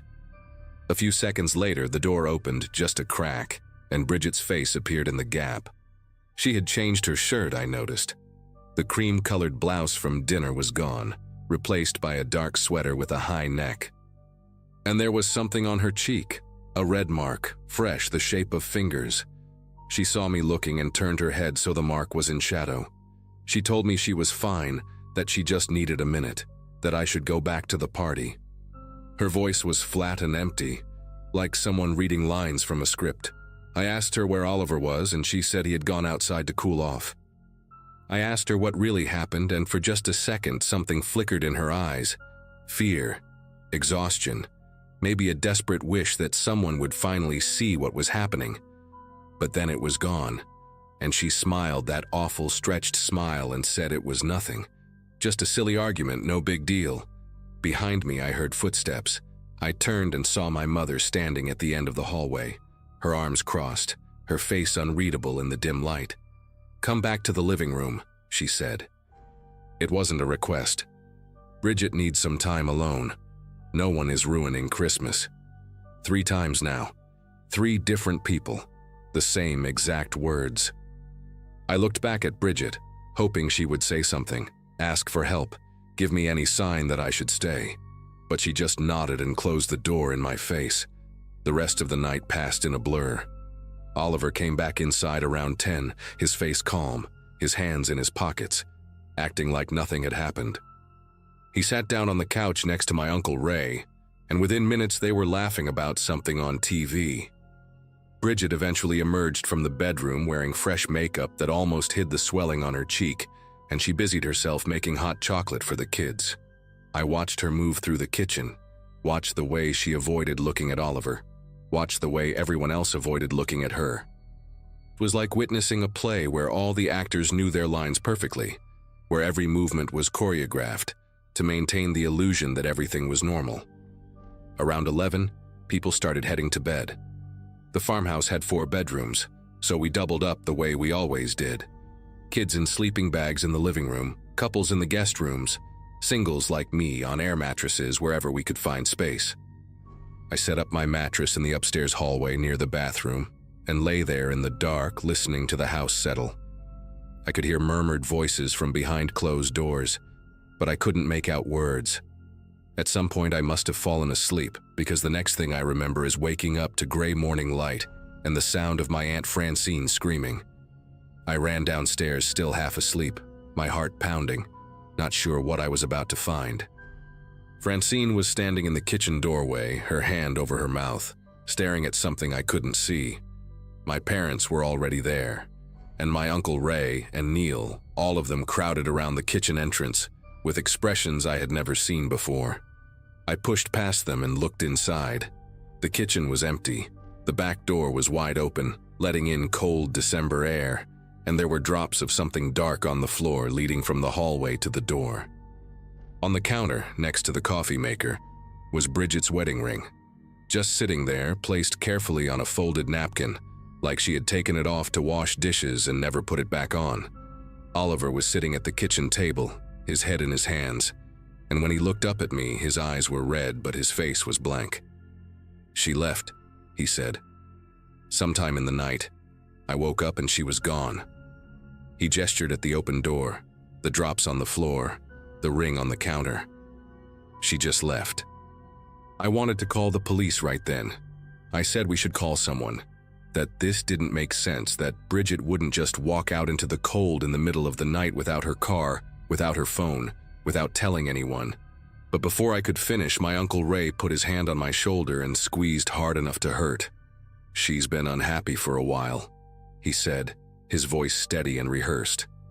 "She mentioned wanting to get away, start fresh somewhere." This isn't a surprise to anyone who's been paying attention. I looked around the room, waiting for someone to disagree, waiting for my mom or my aunt or anyone to say that this was insane, that we needed to do something, but they all just stood there nodding, their faces arranged in expressions of sad acceptance. My Aunt Francine wiped her eyes and said that Bridget had talked to her about leaving Oliver, about needing space, about wanting to disappear for a while. My dad said we should respect her wishes and give her time. Oliver sat at the table, silent, his hands folded in front of him, and I swear I saw something like relief flicker across his face before he buried it under a mask of grief. By noon, everyone had agreed on the story. Bridget had been struggling, Bridget had left voluntarily, Bridget would reach out when she was ready. No one called the police. No one called her friends. No one did anything except pack up their cars and drive home like it was any other Christmas morning. I think about those drops on the kitchen floor all the time. I think about the ring on the napkin, placed so carefully, so deliberately, like someone wanted us to find it and draw a specific conclusion. I think about the mark on Bridget's face, the shape of fingers, and the way she flinched every time Oliver touched her. I think about how everyone in that house heard the crash, saw her change her clothes, watched her cover her bruises with makeup, and still chose to believe she simply walked away. 3 years now, and Bridget has never contacted anyone. No phone calls, no emails, no letters. Her social media went dark that night and never came back. Oliver sold the farmhouse 6 months later and moved somewhere down south. When I ask my family about it, they get angry. Tell me to let it go, remind me that Bridget made her choice and we need to respect it. "No one ruined Christmas," my mother said to me last year, her voice cold. "And no one is going to ruin it now by digging up the past. But I know what I saw, I know what I heard, and I know that somewhere in that house, while we all slept and pretended everything was fine, something happened to my cousin that nobody wants to admit. I don't have proof. I don't have answers. I just have this sick feeling in my stomach that has never gone away, and a family that looks at me like a threat every time I open my mouth. Whatever happened to Bridget that night, the truth walked out the back door with her, and everyone I loved decided a long time ago that finding it would be worse than never knowing at all."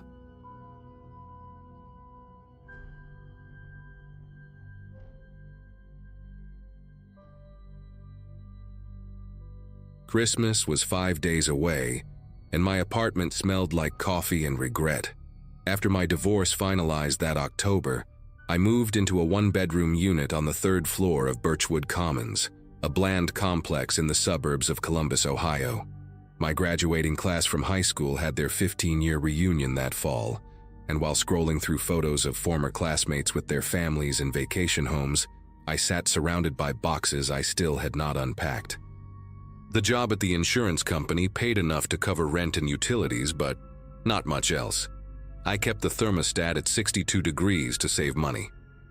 That particular morning, December 20th, I woke up around 7 to the sound of my upstairs neighbor's television blaring some talk show. I made my usual pot of cheap coffee, the kind that comes in a massive red canister, and shuffled toward the kitchen table where I normally ate my toast while doom-scrolling through news on my phone. That was when I saw it. A white envelope sat in the middle of my living room floor, maybe 8 feet from the front door. It looked thick, stuffed with something substantial. My first thought was that it must have slipped under the door, some kind of late rent notice or holiday flyer from management.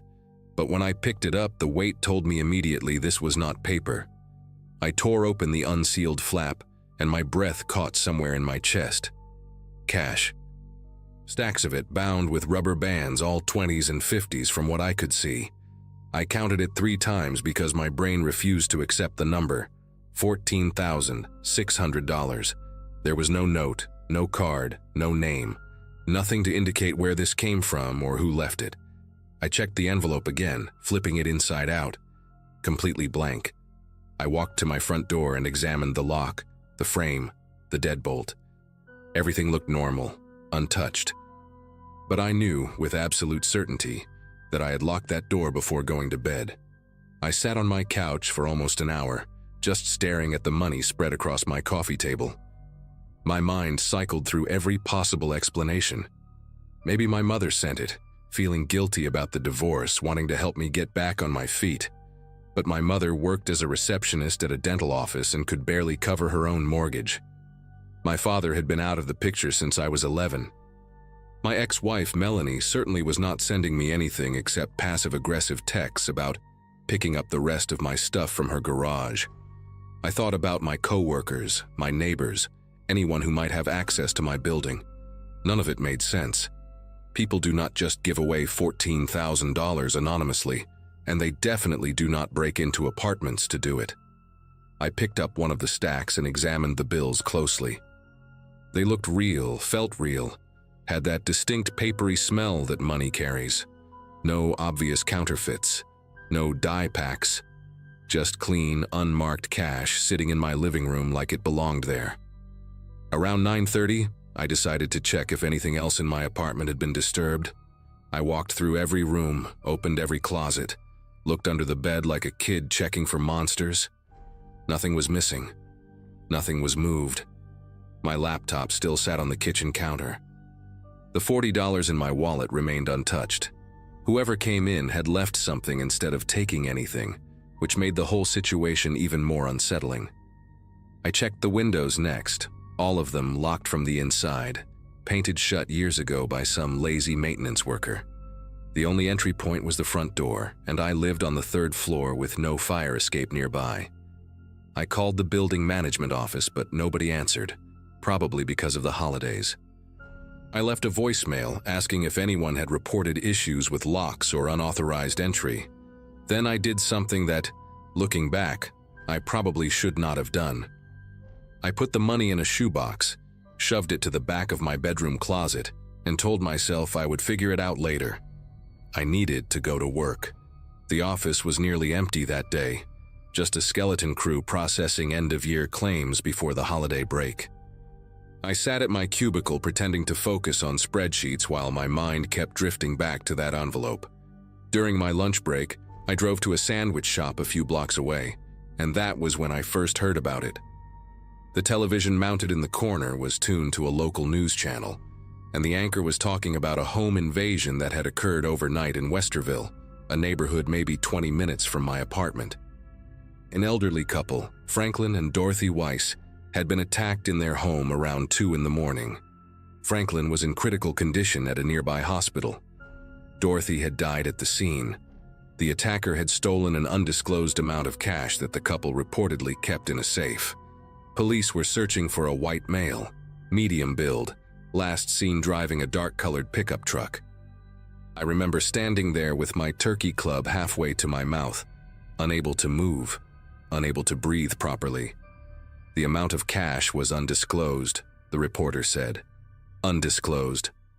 I drove back to the office with the radio off, my thoughts spiraling into dark territory. It was a coincidence. It had to be. Columbus was a big city, and crimes happened every day. The money in my closet could have come from anywhere, from anyone. Maybe some eccentric millionaire was playing Santa Claus in my building. Maybe a drug dealer got the wrong apartment. Maybe I was losing my mind and had somehow forgotten a savings account I did not know I had.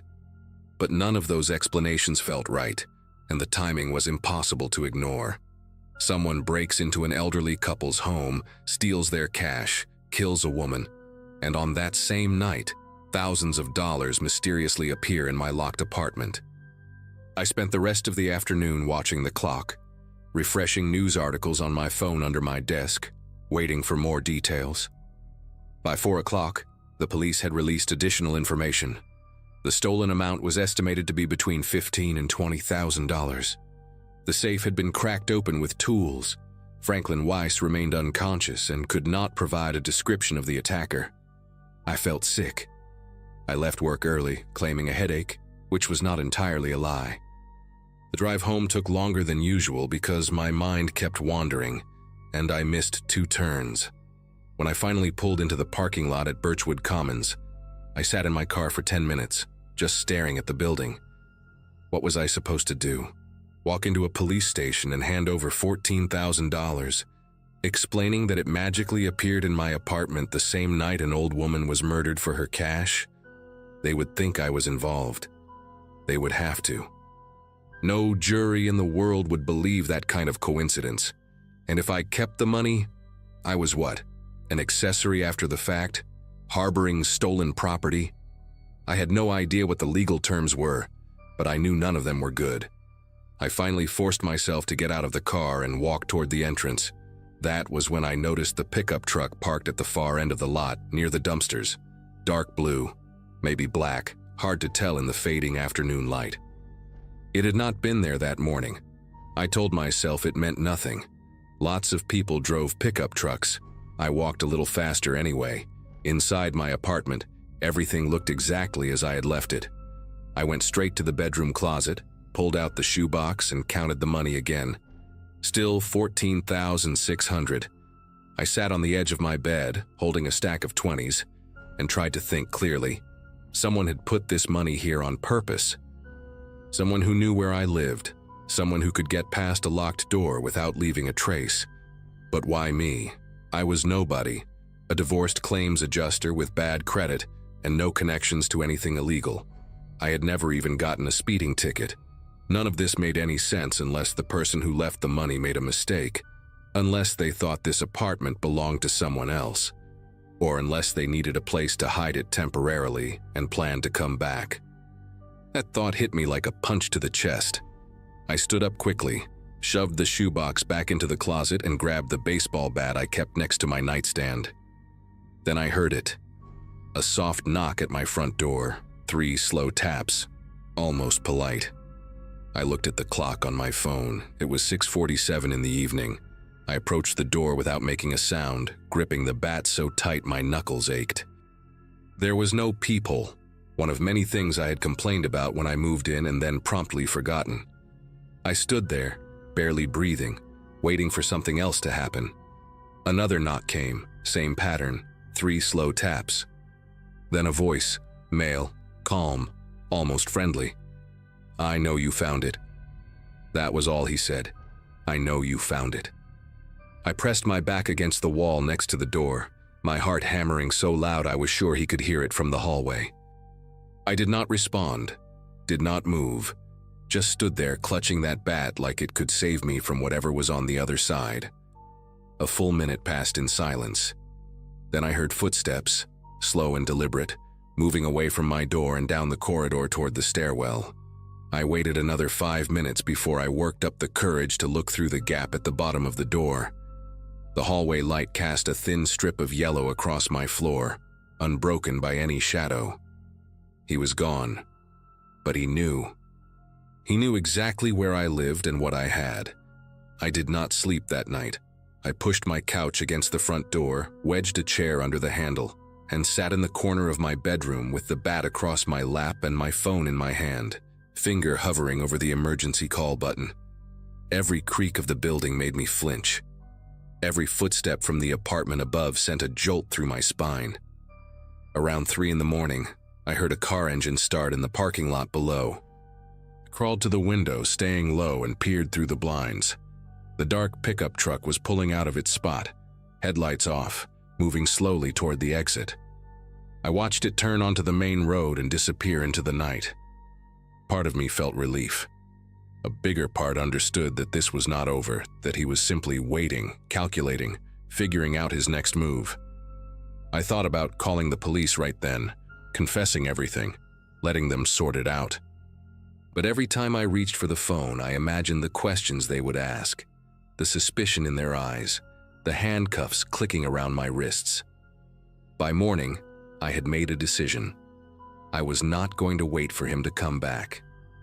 The next morning, December 21st, I drove to the police station on Morse Road before I could talk myself out of it. I brought the shoebox with me, all $14,600 still inside. I asked to speak with someone about the Weiss case, and they put me in a small interview room, with fluorescent lights that buzzed like angry insects. A detective named O'Connor came in after about 20 minutes, a heavy-set woman with tired eyes and a coffee stain on her shirt. I told her everything. The envelope, the locked door, the timing, the man who knocked, the pickup truck. She listened without interrupting, her face completely unreadable. When I finished, she left the room for almost an hour. I sat there convinced I was about to be arrested, that my life was effectively over. But when she came back, she had a different look on her face, something between relief and grim satisfaction. They had a suspect, she told me. A man named Ronald Hutchins, 44 years old, a former locksmith who had done work at my apartment complex 2 years ago. He still had master keys. The police had been tracking him for days but could not find the stolen money. Now, they could tie him directly to both locations. Ronald Hutchins was arrested that same afternoon at a motel off Interstate 71, about 30 miles south of Columbus. He had another $8,000 in his possession, the rest of what he had taken from the Weiss home. According to Detective O'Connor, he had planned to retrieve the money from my apartment once the investigation cooled down, using me as an unknowing hiding spot. Franklin Weiss survived his injuries and was able to identify Hutchins from a photo lineup. The trial happened the following spring, and I had to testify about finding the envelope in the night he came to my door. Hutchins stared at me the entire time I was on the stand, his eyes flat and empty like a shark. He got life without parole. I moved out of Birchwood Commons 2 weeks after his arrest and found a place across town. A building with security cameras and a doorman and deadbolts I check 3 times every night. Sometimes I still wake up at 3 in the morning, certain I heard footsteps in the hallway. Sometimes I dream about those 3 slow knocks. But the money is gone. Hutchins is in prison, and I am still here. The Christmas, I spent the holiday alone, eating Chinese takeout and watching old movies, and it was the best Christmas I ever had. Because I was alive to see it.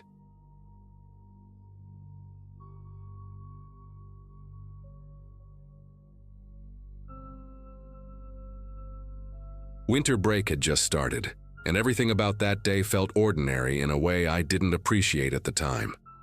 School stress was finally quiet. My biggest concern was helping my mom with groceries, and the house felt full because my dad had taken time off work. I was 16, restless, and trying hard to feel older than I actually was. Money was tight in our house, but not desperate, and I had a part-time job that made me feel proud every time I checked my wallet. That afternoon, my mom asked me to walk to the small convenience store a few blocks away to grab milk and bread. The air was cold enough to sting my ears, and the sky had that dull gray look that always comes with the holidays. I remember thinking how calm everything felt, like nothing bad could fit into that day. That calm made what happened next feel even more unreal in hindsight. Near the entrance of the store, a man stood just off to the side, not blocking anyone but close enough that you couldn't ignore him. He wore a thin jacket that didn't match the weather and shoes with the soles peeling away at the edges. His hair was uneven, like he'd cut it himself in a hurry, and his hands were red and cracked from the cold. He asked quietly if anyone could spare a few dollars, not in a dramatic way, more like he was embarrassed to even speak. When he looked at me, his eyes lingered a second too long, studying my face instead of my clothes. I hesitated, feeling that familiar pressure to be a good person, especially around the holidays. I pulled out a bill from my pocket and handed it to him, and his fingers brushed mine longer than necessary. He thanked me, but his voice sounded flat, almost distracted. As I walked inside, I caught a glimpse of him watching me through the glass. By the time I got home, the encounter had already started to fade from my mind. The house smelled like food, and my parents were arguing lightly over what movie to watch later. I mentioned the man outside the store in passing, mostly to explain why I'd spent more than expected. My dad nodded but didn't seem concerned, and my mom just told me to be careful next time. Evening settled in quietly, the neighborhood outside our windows going dark, one porch light at a time. After dinner, I went to my room, put on headphones, and lost track of time scrolling on my phone. Nothing about that night felt threatening yet, If anything, it felt safe in the boring way home usually does. It was already late when a strange sound pulled my attention away from the screen. At first, it sounded like metal brushing against metal, faint and irregular, coming from somewhere below my window. I pulled the headphones off and listened, holding my breath without realizing it. Another sound followed, sharper this time, like a handle being tested. My room faces the front of the house and the curtains were slightly open, letting in the glow from the streetlight. When I leaned closer to the glass, my chest tightened as I saw a shape moving near the front door. A man stood on our porch, head tilted, hands moving from the knob to the frame as if memorizing it. Even from that distance, I recognized the jacket and the uneven hair. The realization hit hard. The man from the store had followed me home. I stepped back from the window and tried to convince myself there had to be another explanation. Maybe he was at the wrong house. Maybe he was confused. That logic didn't last long once I heard the slow scrape of his fingers moving along the door frame, then the soft rattle of the lock again. My heart pounded so loudly it felt like it would give me away. I crept into the hallway and whispered for my parents, my voice coming out thinner than I expected. My dad came first, annoyance on his face until he followed my pointing finger toward the front door. We stood there in silence, listening to the careful, deliberate testing of our house. Whoever was outside wasn't in a rush. That scared me more than if he had been. My dad flipped on the porch light without opening the door. The sudden brightness revealed the man clearly, standing inches from the glass, his face calm in a way that didn't match the situation. He looked straight through the door, not surprised at all to be seen. My mom grabbed my arm and pulled me behind her, her grip tight enough to hurt. My dad shouted through the door, telling the man to leave, his voice firm but shaking at the edges. The man didn't argue or plead. He stepped back slowly, raised one hand in a lazy wave, and walked off the porch. None of us moved for a long moment after that. The silence felt heavier than the noise had been. We thought that was the end of it, and that assumption almost got us hurt. Less than an hour later, a crash echoed through the house, loud and violent enough to make the walls vibrate. The back door had been forced open. The lock splintered like dry wood. My mom screamed, and my dad grabbed the nearest thing he could use as a weapon. I stayed frozen near the stairs, my mind racing but my body refusing to follow. Footsteps moved through the kitchen, slow and confident, like the man knew exactly where he was going. When he appeared in the hallway, his eyes locked onto me first, and something in his expression shifted. It wasn't anger, it was recognition. What happened next felt disjointed, like my brain couldn't process it in real time. My dad rushed him, and the two of them collided hard against the wall. The man fought back with a strength that didn't match his thin frame, knocking over furniture and sending picture frames crashing to the floor. My mom dragged me into a bedroom and locked the door, shouting for me to stay put while she called for help. I could hear everything through the thin walls, grunts, curses, the dull thud of bodies hitting the floor. At one point, there was a sharp cry of pain that cut through the chaos, followed by a long stretch of silence. I sat on the floor with my knees pulled to my chest, shaking so badly I could hear my teeth click. The police arrived after what felt like forever but couldn't have been more than minutes. Red and blue lights flooded the windows, turning the bedroom walls into something unreal. When the door finally opened, my mom's face was streaked with tears, and my dad was sitting on the floor in the hallway, holding his side while an officer spoke to him. The man from the store was already in handcuffs, his face pressed against the carpet, breathing hard. There was blood on the floor that didn't belong to him. Paramedics came in next, asking questions too fast, lifting my dad onto a stretcher while he kept telling them he was fine. I remember staring at the broken back door, the wood torn apart like it had never mattered. That night ended at the hospital, the smell of disinfectant clinging to everything. My dad had a deep cut and bruised ribs, nothing life-ending but enough to change how he moved for months. The police asked me to repeat the same story again and again, about the store, the money, the way the man looked at me. Saying it out loud made the guilt heavier. I kept thinking that if I hadn't stopped, if I hadn't tried to help, none of this would have happened. My parents never blamed me, but I could see it in their faces that something had shifted. The world felt less predictable to all of us after that night. The man was charged and eventually disappeared into the system, but the damage stayed behind with us. We replaced the doors, installed alarms, and kept lights on at night even when it made the electric bill worse. My dad stopped sitting with his back to windows. My mom started locking the car the second she got inside. As for me, I stopped walking alone, stopped trusting that quick decisions didn't have consequences. The holidays lost their softness after that, replaced by a constant edge I still can't fully explain. Kindness stopped feeling simple. I'm sharing this here because I still think about that moment outside the store, how small it felt at the time. One bill, one choice. An ordinary afternoon that cracked something open in our lives. I don't regret wanting to help, but I do understand now that not every situation is what it seems. Some people don't want money, they want access. That night taught me something I never wanted to learn, and even years later it follows me. If you take anything from this, let it be this. Pay attention to who's watching when you try to be kind.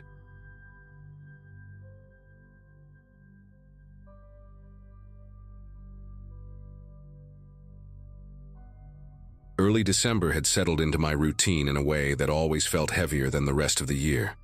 Life at that point revolved around quiet days, working remotely, and long walks meant to keep my head clear during the darkest stretch of winter. The daylight vanished early. The cold had a sharp edge to it, and most people stayed indoors once afternoon crept toward evening. That solitude never bothered me much. It actually felt comforting back then. Walking my dog had become the one constant that grounded me when everything else felt slow and muted. The trail we used was public, familiar, and usually predictable, even when the temperature chased everyone else away. It ran alongside old, forgotten structures and jagged rock faces that caught the last scraps of fading light. Nothing about that walk felt reckless at the time, just routine and quiet. That afternoon felt colder than usual, the kind of cold that stiffens your fingers even through gloves. The sky had that dull winter color that makes it hard to tell exactly when daylight gives up. My dog, Rook, moved ahead with his nose low, pulling slightly as he always did when something interesting crossed his path. The trail was nearly empty, which wasn't surprising given the season and the time. Wind scraped softly against the rock walls, carrying faint echoes that made it hard to place distant sounds. I remember noticing how silent the abandoned buildings looked, their windows dark and lifeless. Even so, nothing suggested danger, just isolation. The kind of isolation that feels harmless until it suddenly isn't. Things shifted near a bend where the trail narrowed, and the rocks rose closer on one side. Rook stopped short, hackles lifting in a way I had never seen before. A low sound came from his chest, deep and sharp, completely out of character for him. He stared toward a hidden pocket off the path, a shadowed area partially concealed by broken stone and brush. I tried to calm him, assuming an animal had passed through, but his focus didn't waver. His body leaned forward, muscles tight, as if bracing for something unseen. The air felt different there, heavier, like the cold had thickened. My instincts told me to move on, yet my feet hesitated. Before I could react, movement broke the stillness from that concealed space beside the trail. A figure lunged forward with a speed that didn't match the surroundings, forcing everything into chaos at once. Rook exploded into action, barking and pulling hard enough to nearly tear the leash from my hand. The sound of boots scraping against stone echoed sharply between the cliffs. My heart hammered as I stumbled backward, trying to keep distance while understanding dawned too late. This wasn't an animal or a coincidence, but a person who knew the terrain far too well. The realization hit in fragments as I struggled to keep my footing and my dog between us. Fear took over completely, not as panic, but as a clear, urgent need to survive. Rook planted himself between me and the man, teeth bared, barking in a way I'd never heard before. The leash burned into my palm as I tried to hold him back without pulling him away from what he was clearly trying to protect me from. The man shouted something I couldn't make out, his voice rough and uneven, like he wasn't used to speaking to anyone at all. His clothes were layered and dirty, mismatched for warmth rather than appearance, and his face looked gaunt in the dim light. There was a smell, too, something sour and unwashed that cut through the cold air. He stepped closer, then hesitated when Rook snapped forward. The distance between us felt paper-thin, fragile, like one wrong move would collapse it. Instinct finally pushed me into motion, and I yelled as loudly as my lungs would allow, the sound tearing out of my throat. My voice bounced off the rock walls and echoed down the trail, far louder than I expected. The man flinched, clearly not anticipating noise or resistance. Rook surged again, forcing the man to step back toward the shadows he'd come from.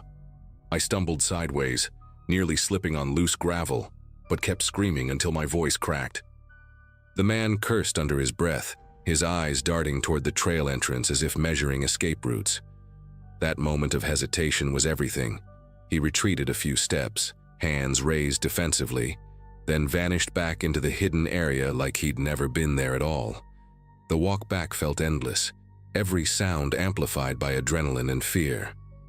My legs shook as I half-dragged Rook toward the trailhead, scanning every rock and broken structure for movement. Each crunch of gravel behind me made my heart spike again.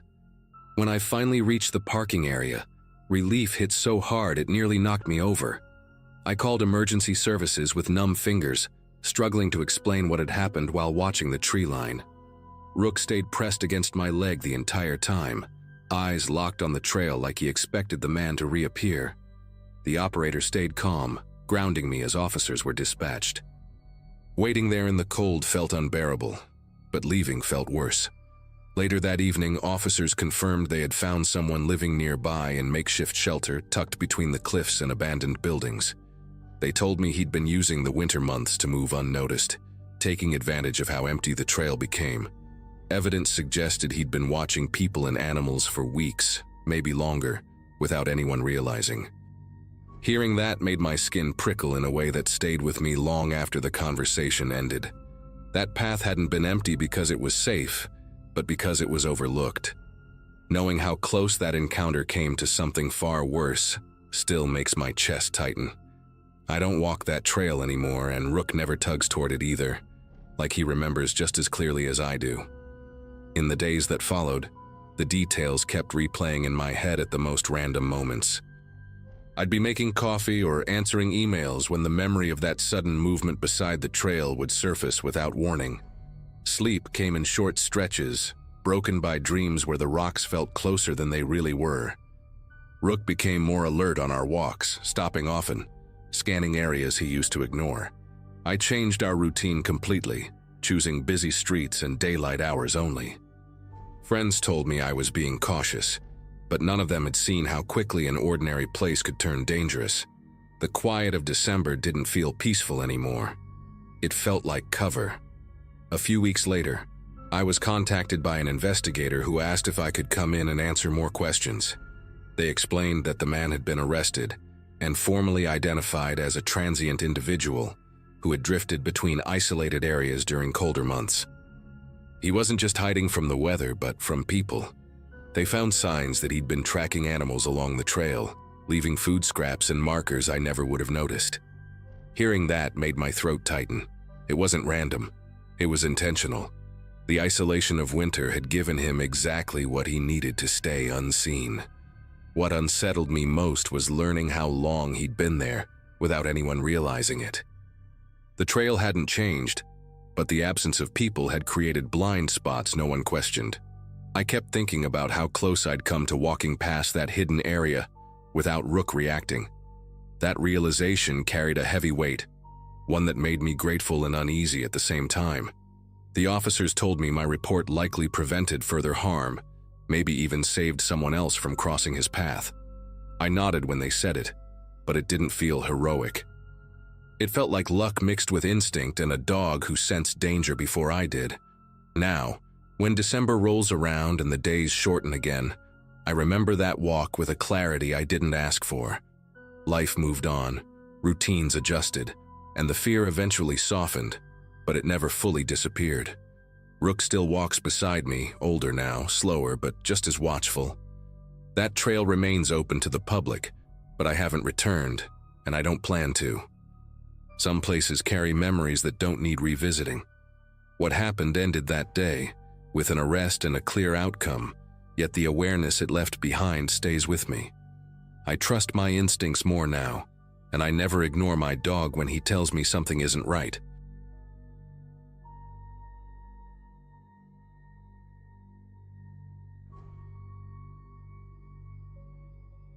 That New Year's Eve still feels unreal to talk about, even now. At the time, life was pretty ordinary for me.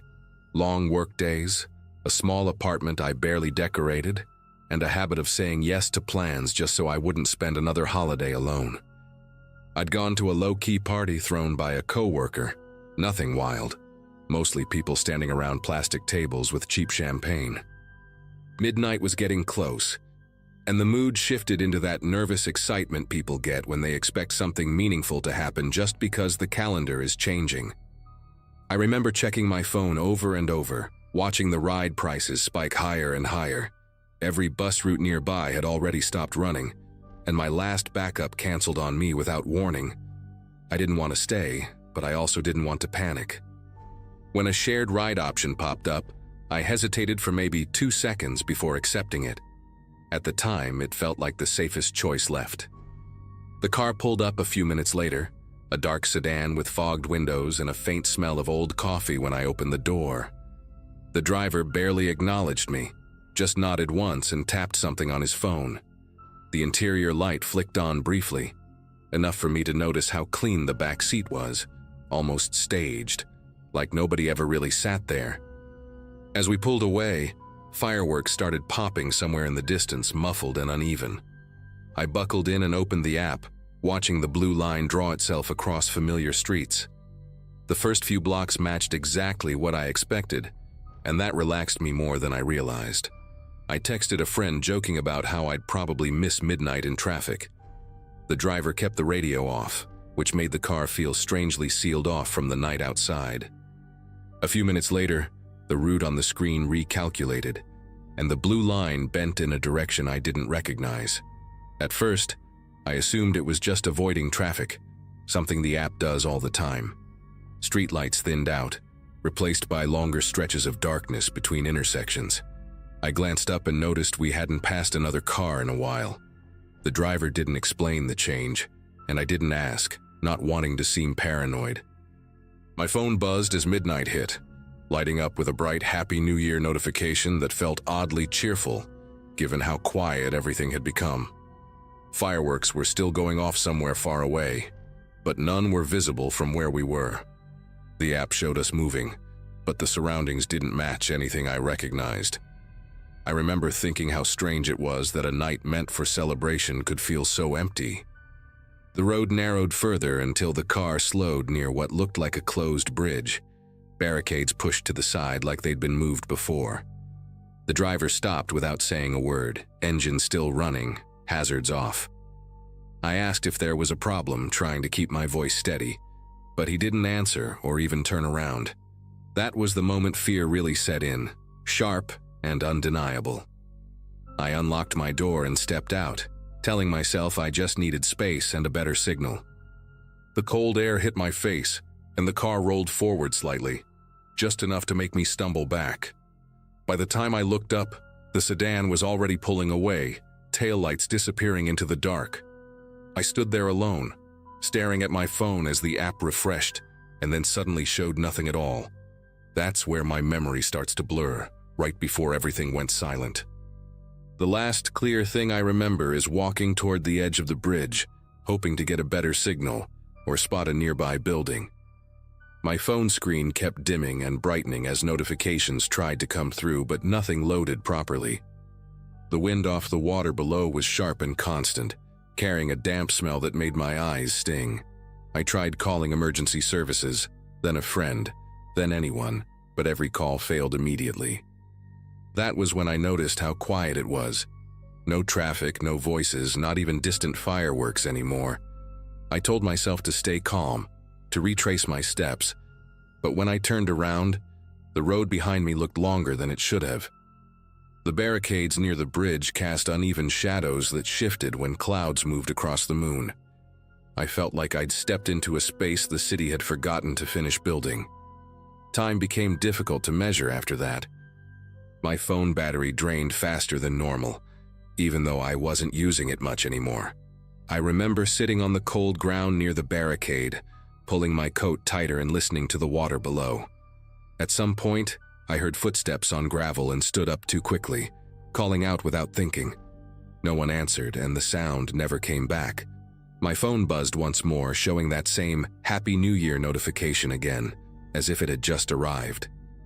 That didn't make sense, and staring at it made my head feel heavy and unfocused. I set the phone down beside me, thinking I'd pick it up again in a second. The next thing I remember is waking up with daylight in my eyes, and no idea how I'd gotten there. I was lying a short distance from where I'd been sitting, my coat damp and my head pounding. The bridge was still closed, still empty, but the daylight made it look less threatening and more neglected. My phone was gone. Panic hit hard as I searched the area, checking under barricades along the edge, even shouting for help. After a while, a maintenance worker arrived in a pickup truck and stared at me like I was a problem he didn't want to deal with. He asked if I was okay and said someone had found a phone nearby earlier that morning and turned it into the local station. When I got there hours later, they handed me my phone sealed in a bag. The screen still lit up with that same midnight notification, time-stamped exactly at 12 a.m., untouched by anything after. What unsettled me most came later, when I tried to report the ride. There was no record of it, no driver, no route, no payment, nothing. Support insisted I must be mistaken or confusing it with another trip. Even my location history showed a gap during those hours, like I'd simply vanished for part of the night. I stopped using shared rides after that, and I don't stay out late anymore, especially on nights when everyone else is distracted by celebration. Sometimes I still wake up thinking about that quiet road and how easily I accepted a ride just because I didn't want to be inconvenient. I don't know what would have happened if I'd stayed in the car. All I know is that something about that night never added up, and it never fully let me go. For a long time after that, I tried to explain it away with exhaustion, stress, maybe even alcohol, though I barely drank that night. Friends listened politely, but their eyes glazed over once I mentioned the missing ride history and the gap in my location data. A couple of them suggested I must have accepted a different car or walked part of the way and forgotten. I wanted to believe that too, but the physical details didn't line up. The smell of damp metal near the bridge, the way the wind cut through my clothes, the driver's silence. Those memories stayed sharp, not fuzzy like a blackout. Every time I unlocked my phone, I half expected that notification to disappear, but it stayed there until I eventually deleted it myself. Even then, the date stuck in my head like a bruise you keep pressing just to see if it still hurts. A few weeks later, curiosity got the better of me, and I went back during the day. I parked nearby and walked toward the bridge on foot, trying to convince myself it was just another neglected stretch of road. In daylight, it looked smaller than I remembered, almost disappointingly normal. There were fresh tire marks near the barricades, though, and footprints leading toward the edge that didn't look old. I stood there longer than I meant to, watching the water move slowly underneath, feeling that same hollow quiet settle in. No one questioned why the bridge was closed, and no one seemed surprised it stayed that way. It struck me how easy it was for a place like that to exist unnoticed, even inside a city full of people. I left without taking photos, afraid of what I might capture if I tried. What finally pushed me to do something practical was realizing how close I'd come to being another unresolved story. I filed a report, not expecting much, just wanting my account on record somewhere official. The officer was polite but distant, typing as I talked, pausing only when I mentioned the ride disappearing from the system. He told me cases like that were hard to pursue without data, without a driver ID, without anything concrete. Still, he advised me to trust my instincts going forward and avoid shared rides late at night. It wasn't comforting advice, but it was the only thing he could offer. Walking out of that station, I felt both relieved and deeply unsettled, like I'd just acknowledged something no one else could really help me with. Now, whenever New Year's Eve comes around, I stay home. I watch the countdown on TV, muted, and keep my phone face down on the table. The idea of celebration layered over vulnerability doesn't sit right with me anymore. Sometimes I think about that car, how ordinary it looked, how easy it was to step inside without asking more questions. Nothing dramatic happened in the end, no chase, no confrontation, and somehow that makes it worse. Whatever that night was, it ended without explanation, without closure, like it simply decided to let me go. I don't understand it, and maybe I never will, but I know one thing for sure. I won't ever ignore that quiet warning feeling again, no matter how inconvenient it might be.